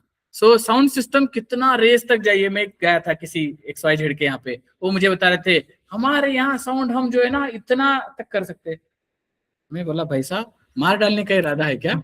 हाँ, इतना डॉल्बी सिस्टम। अभी तो डॉल्बी सिस्टम के ऊपर कई कई जगह पर जो है पाबंदी आ रही है, क्योंकि जिनका हृदय कमजोर है वो ये डॉल्बी साउंड सिस्टम के इसमें मर जाता है। लिटरली डॉल्बी चलाने वाला एक आदमी हमारे पुणे शहर में भूसरी एरिया बोल के है, उस एरिया में वो डॉल्बी के साउंड सिस्टम का जो है उसके अंदर वो सो गया था, वो खुद ही मर गया। किसी को पता भी नहीं चला, रात भर बजता रहा, लोग नाचते रहे, और ये बेचारा रात को 1:30 बजे के करीब में इसका डेथ हो गया, और लोग सुबह तक नाच रहे थे 5 बजे तक, और बाद में बोलने गए बंद कर बोल के, बट देखा तो क्या वही मर गया है अंदर। बाद में पोस्टमार्टम रिपोर्ट में पता चला रात को 1:30 बजे मर गया है हार्ट केस की वजह से। ये सोचिएगा, ये सारे प्रॉब्लम्स हम ही क्रिएट कर रहे। घर में आजकल आ गया है छोटा वाला, ये है ना, अभी ये तो बोलने से चलता है ना, सिरी ऐसा बोलते हो, मेरे बोलते इधर करता है वो मोबाइल में, तो ऐसे बोलने से चलता है। अब इसका रिजल्ट क्या होगा मैं बताता हूँ। इसका रिजल्ट, घर में अगर मेहमान आए, भगाना है तो कुछ डरावनी आवाज निकालेगा सिरी। हाँ, ऐसा लगेगा कि जैसे कोई आत्मा घर में। मैंने भी प्रयोग करके देखे, इसलिए बोल रहा हूँ। छन छन छन रात को 1:30 बजे आवाज आई। हमारे घर में आई हुई हमारे जो मेहमान थी, वो पूरे रात भर घर में देखती रही, वो इधर उधर घूमती रही, कोई है नहीं। फिर पायलों की आवाज कहाँ से आ रही है, बेचारे डर के मारे मेरी बहन के पास आके बोली, ए क्या है तुम्हारे घर में, ये छन छन आवाज आ रही है। वो बोला कुछ नहीं, वो मेरा भाई उधर बैठ करके जो है वो सिरी को बता रहा है इसके बारे में। आजकल जो है इसका ऑपरेटिंग भी यहाँ से होता है, पता है ना आपको, आपके मोबाइल से ऑपरेटिंग होता है। डिवाइस को आपको डायरेक्ट जाने की जरूरत नहीं है। कल मैं दिखाऊंगा आपको कुछ ऐसे डिवाइस। डिजिटाइजेशन के लिए भी आजकल हम मशीन को हाथ नहीं लगाते, ऐसे हाथ से उसको कंट्रोल करते हैं बाजू से। कल दिखाएंगे उस डिवाइसेस को। तो ये सारा धीरे धीरे आ रहा है, बट यूज कैसे होगा टेक्नोलॉजी का। सो ये आप देखिएगा, वॉइस कॉमर्शियल्स कितना हो रहा है, कितने पैसे ये हो रहे। ध्वनि प्रदूषण, हाँ, जो आया था किसी अच्छे चीज के लिए, हिस्ट्री ऑफ फोटोग्राफी का ये सब आया था किसी अच्छे इसके लिए। आजकल क्या हो गया, मैं एक माफी मांगू आपकी, हम लोग अच्छे अच्छे जगहों पर जाते हैं ना, म्यूजियम में जाते हैं, कितना ध्यान आप म्यूजियम देखने के लिए लगाते हैं और कितना ध्यान फोटो के लिए देते हैं। फोटो निकालिए, गलत नहीं है, अच्छे अच्छे फोटो लीजिएगा, वीडियोस बनाइएगा, बट उसको थोड़ा देखिएगा भी, थोड़ा समझने का प्रयास भी कीजिएगा। यानी ये मशीन्स जो है ना, मशीन्स गलत नहीं है, how to use the machines उसको समझना जरूरी, इम्प्लीमेंटेशन ऑफ दिस ये जरूरी है। अब आप इसको देख रहे हैं, सारे टेक्नोलॉजीज तकनीक्स अलग अलग बनते गए, फिर अलग अलग इनोवेशंस होते गए, ये सब बनता गया। आगे चल करके कुछ ऐसे भी आए, फिल्में बनी, ये सब इसको यूज किया है ना, या नहीं किया? हमने बचपन में इसका सारा बहुत यूज किया है। कोडैक ये सब जो भी दिख रहा है, ये आया था बाद में, सोनी, पैनासोनिक, कैनन, अलग अलग, फिर अब ऐसे आ गए। अब तो ऐसे ऐसे क्वालिटी के आ गए हैं, ये 4K जो बनाते वीडियोस उसके आ गए हैं। ये सारा टाइमलाइन है उसका, कैसे बना, ये 1814 से शुरुआत हुई थी और अब तक कैसे हुआ है उसको यहाँ दर्शाने का प्रयास किए है। अब आया ड्रोन कैमरा, जहां हम लोग पहुंच नहीं सकते थे, जहां न पहुंचे रवि वहां पहुंचे ड्रोन। अभी जहां न पहुंचे फोटोग्राफर वहां पहुंचे ड्रोन। सो ये ड्रोन कैमरा सिस्टम में देखिएगा, इतना बड़ा व्यू फोटोग्राफ लिया है, इतना बड़ा। सो अब चलते फोन के ऊपर। आए थे कहीं यहाँ से एक छोटा वाला, हाँ, ग्राम बेल का, यहाँ से शुरुआत होते होते होते आगे चलते आए, और यहाँ आगे चलते हुए मार्केट इतना बढ़ गया। मोबाइल का मार्केट इतना बढ़ गया। अपने देश में कितने मोबाइल है अभी? अपने देश में 60 करोड़। हाँ वही आंकड़ा लास्ट टाइम जो आया था उसकी बात कर रहा हूँ। अब बना था कंप्यूटर, बट मोबाइल का यूज क्या हो रहा है वो मैं बोलने की जरूरत नहीं है, अच्छा ही के लिए यूज करो अच्छा ही होगा। सो कंप्यूटर आया था, पहला कंप्यूटर फुटबॉल के मैदान के आकार का था पहला कंप्यूटर। बट अभी धीरे छोटा छोटा होते होते होते होते अभी तो आपके हाथ में लैपटॉप भी है और आपके हाथ का मोबाइल भी कंप्यूटर जैसा काम कर सकता है, ऐसे मोबाइल आ गए हैं, है ना। सो देखिए कल किसी ने बोला था, वो दीदी वर्ड है देखो तुम्हारा word, so need to think this. थोड़ा अलग रूप से सोचिएगा, वेस्ट टू बेस्ट। ये जो पुरानी मशीनरी जो फेंक रहे हैं ना हम लोग, पुराने मोबाइल फेंक रहे हैं, नया नया वर्जन आ रहा है ना। सो पुराना लैपटॉप आ गया, पुराना कंप्यूटर फेंक दिया, नया वाला आ गया। फेंकना नहीं है, उसका कुछ यूज करना है। अब लोग हम इस पर काम कर रहे हैं। हाँ काफी सालों से चल रहा है बट काम। ये एक छोटा सा एक चीज यहाँ पर बताया है, teachers and professor use museums as a bridge of the gap of content and visualisation. Visualisation है ना। 1857 वॉर, अगर उसके बारे में बताओ ऐसा बोलेंगे तो आधे बच्चे सो जाएंगे। क्यों भाई, किसको याद है 1857 वॉर? बट अगर आप उसको विजुअलाइज करोगे तो फिल्मों के द्वारा या अच्छे अच्छे पिक्चर्स और इसके द्वारा अच्छे, तो इसमें क्या हो जाएगा, दृश्य श्राव्य माध्यम, तो ऑडियो एंड वीडियो के माध्यम से वो प्रभाव उसका रहेगा। So museums is like that, they are like this, this gap उसको फील करने के लिए ये बनाया है। सो ऐसे कुछ एप्स बने हुए हैं, आपको संग्रहालय में जाने की भी डायरेक्ट जरूरत नहीं है। वर्चुअल म्यूजियम्स, मैंने पहला वर्चुअल म्यूजियम डिजाइन किया था 2022 में। एसएनडीटी यूनिवर्सिटी की एक लड़की, एक बेटी थी आर्किटेक्चर की, उसका मास्टर्स का थेसिस उसको बनाना था। तो उस समय की हमारी वाइस चांसलर उज्ज्वला चक्रवर्ती मैडम ने बताया था, इसलिए उसको मैंने इसके बारे में सिखाया था। तो मैंने अपना पहला 22,000 स्क्वायर फीट का वर्चुअल म्यूजियम डिजाइन किया। एक्चुअल मेरे घर में एक शोकेस भी नहीं रखी है, बट मेरा म्यूजियम आर्ट स्टेप्स नाम के सॉफ्टवेयर के वर्चुअल म्यूजियम में रखा हुआ है। सो आप उसको देख सकते हैं। ये था रैंचो का इनोवेशन, है ना, रैंचो का इनोवेशन। मैं जो बोल रहा था ना, ये हीरोइन कौन है उस फिल्म में जिसने ये चलाई थी? हाँ हाँ, करीना कपूर। हाँ बट ये बनाया किसने है एक्चुअली? जहांगीर पेंटर, जलगांव महाराष्ट्र के, उसने बनाया है। अब आते हैं पब्लिक एडमिनिस्ट्रेशन। हम लोग आजकल जिस एडमिनिस्ट्रेशन की बात कर रहे हैं, एडमिनिस्ट्रेशन कैसा होना चाहिए सालों से हमारे ग्रंथों में लिखा हुआ है, सीरीज। ये अर्थशास्त्र में तो लिखा हुआ है, कई सारे ऐसे अच्छे अच्छे ग्रंथ है जिसके अंदर इसके बारे में लिखा है, और खुद किंग्स ने इन ग्रंथों को लिख के रखा हुआ है। सो उसके चैप्टर्स भी ऐसे देख सकते हैं उसके में लिए जो लिखा है। हमारा पर्सनैलिटी डेवलपमेंट, हम जिसकी बात कर रहे हैं ना, कभी बुद्धा को ध्यान से पढ़ो। पर्सनालिटी डेवलपमेंट की है, अपनी दुर्दशा के लिए दूसरों को उत्तरदायी ठहराने से काम चलेगा क्या? नहीं, हमें खुद में सुधार की आवश्यकता है। स्वयं को दोषी ठहराने से यह पता चलता है सुधार आरंभ हो गया है। I am responsible for my this all own situations, मेरी जो दुर्दशा है उसके लिए मैं स्वयं जिम्मेदार हूं। ये मैं नहीं बोल रहा हूं, बुद्धा बोल रहे हैं। और किसी को भी दोषी नहीं ठहराने का अर्थ यह है कि सुधारपूर्ण, मैं किसी भी इसके लिए दूसरों को दोषी नहीं ठहराऊंगा, मैं करके दिखाऊंगा। जो बदलाव मैं चाहता हूं ना, मैं वो करके दिखाऊंगा। बट शुरुआत यहां से होगी, अत्यधिक भव से। सो समाजशास्त्र की जब बात करते हैं, शक की आदत, हाँ जरूर तुमने ऐसा कुछ किया होगा। हाँ अच्छा, तूने ऐसा किया होगा। जितने डिवोर्स हो रहे हैं ना, लव मैरिज कर रहे हैं और डिवोर्स हो रहे हैं, उसका कारण है ये शक शब्द, है ना। सो ये बोल रहा है कि उसका ये क्या है, शक। ये ऐसा घाव करता है, एक ऐसी तलवार है जो वध कर देती है, विश्वास को तोड़ के रख देती है। फिलोसॉफी की बात करते हैं तो लॉर्ड महावीरा जो है, भगवान महावीर ने हजारों साल पहले इसके बारे में बताया है। वाट एवर आई से यू मस्ट टेस्ट दिस। देखिएगा, मैंने बोला इसलिए पालन मत करो, तुम उसका जो है प्रयोग करो, तुमको अच्छा लगो तो करो।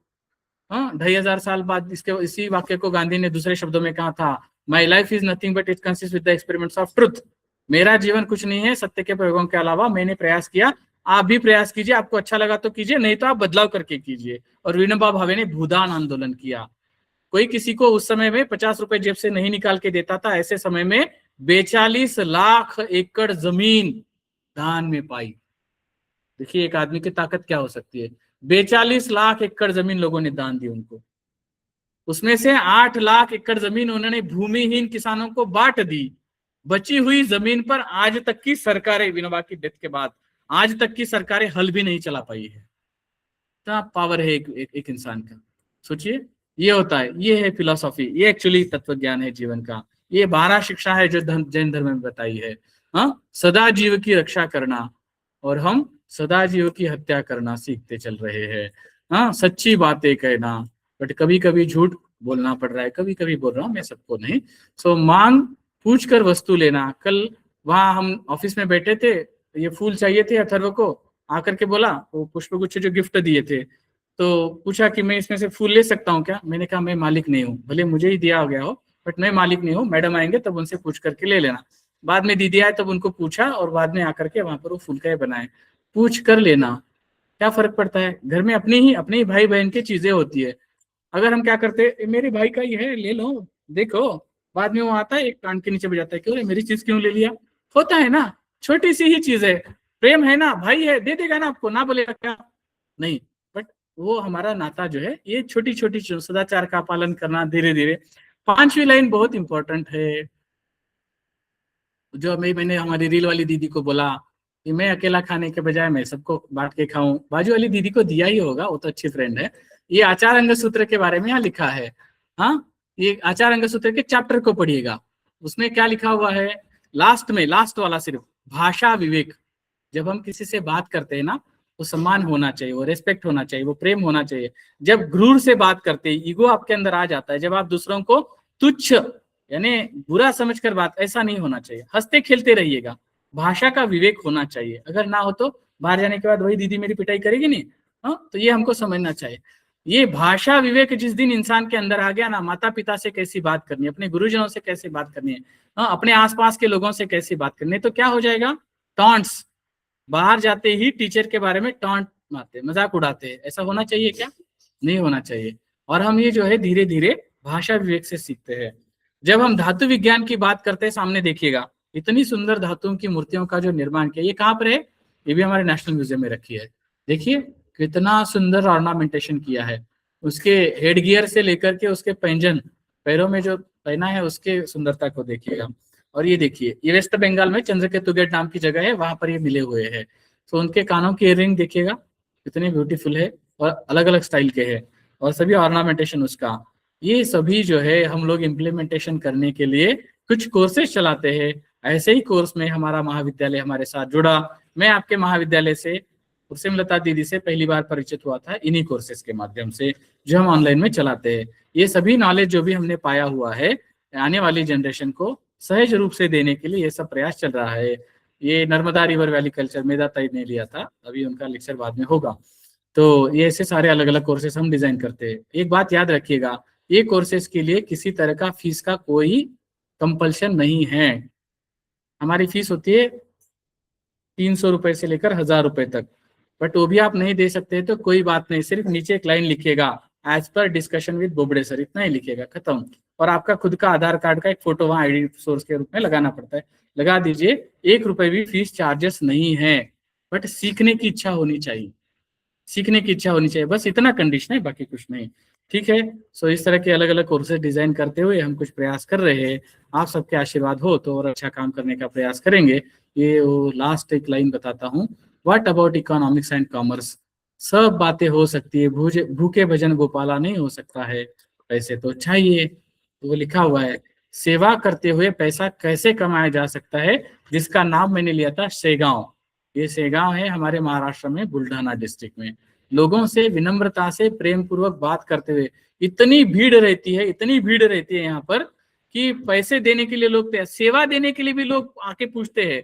अगर आप वहां जाके बोलोगे मैं भी लोगों की सेवा करना चाहता हूँ, थोड़ा मेरा नाम लिख लीजिए, तो आपका नंबर कम से कम पूरा गांव मिलके अगर आ गया तो भी 2 महीने के बाद आएगा। हालांकि लोगों ने तो 2-2 साल तक के नाम लिखे रखे हुए कि मैं सेवा करने के लिए आना चाहता हूँ। ये उदाहरण है इसे गांव का। सो मैं सभी से प्रार्थना करता हूँ कि हमारा ये जो सारा ज्ञान है, जो भी है ग्रंथ है, इसको डिजिटाइजेशन करना, इसको दुनिया तक ले जाना, ये हम सबका मिलकर के प्रयास करना चाहिए। कल हम डिजिटाइजेशन के बारे में सीखेंगे। यहाँ पर जो है एक लाइन ऊपर लिखा है, यस्य नास्ति स्वयं प्रज्ञा शास्त्रम तस्य करोति किम।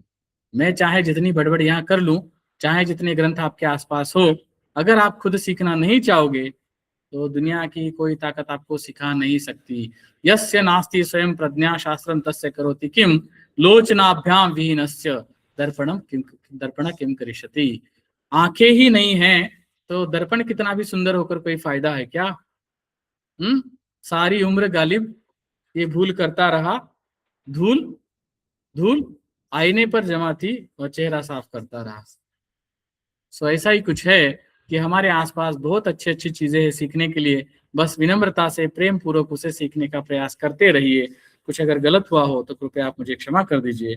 मैं भी एक छोटा सा विद्यार्थी हूँ, सीखने का प्रयास कर रहा हूँ, हो सकता है मुझसे भी काफी गलतियां हुई हो, तो आप सभी बड़े हैं, आप सभी मुझे क्षमा कर देना। अभी अगर कुछ सवाल हो तो आप कृपया बाद में मुझे पूछ सकते हैं। अभी हमारा भोजन का समय हो गया है। मैं यहाँ सभी जो भी पार्टिसिपेंट है ऑनलाइन में, उन सबको भी धन्यवाद देता हूँ। आप सभी जुड़े रहें, और मेरी भी कुछ गलती हुई हो तो मैं उनसे भी क्षमा मांगता हूँ। आपके भी कुछ प्रश्न हो तो कृपया आप व्हाट्सएप पर जरूर भेजिएगा।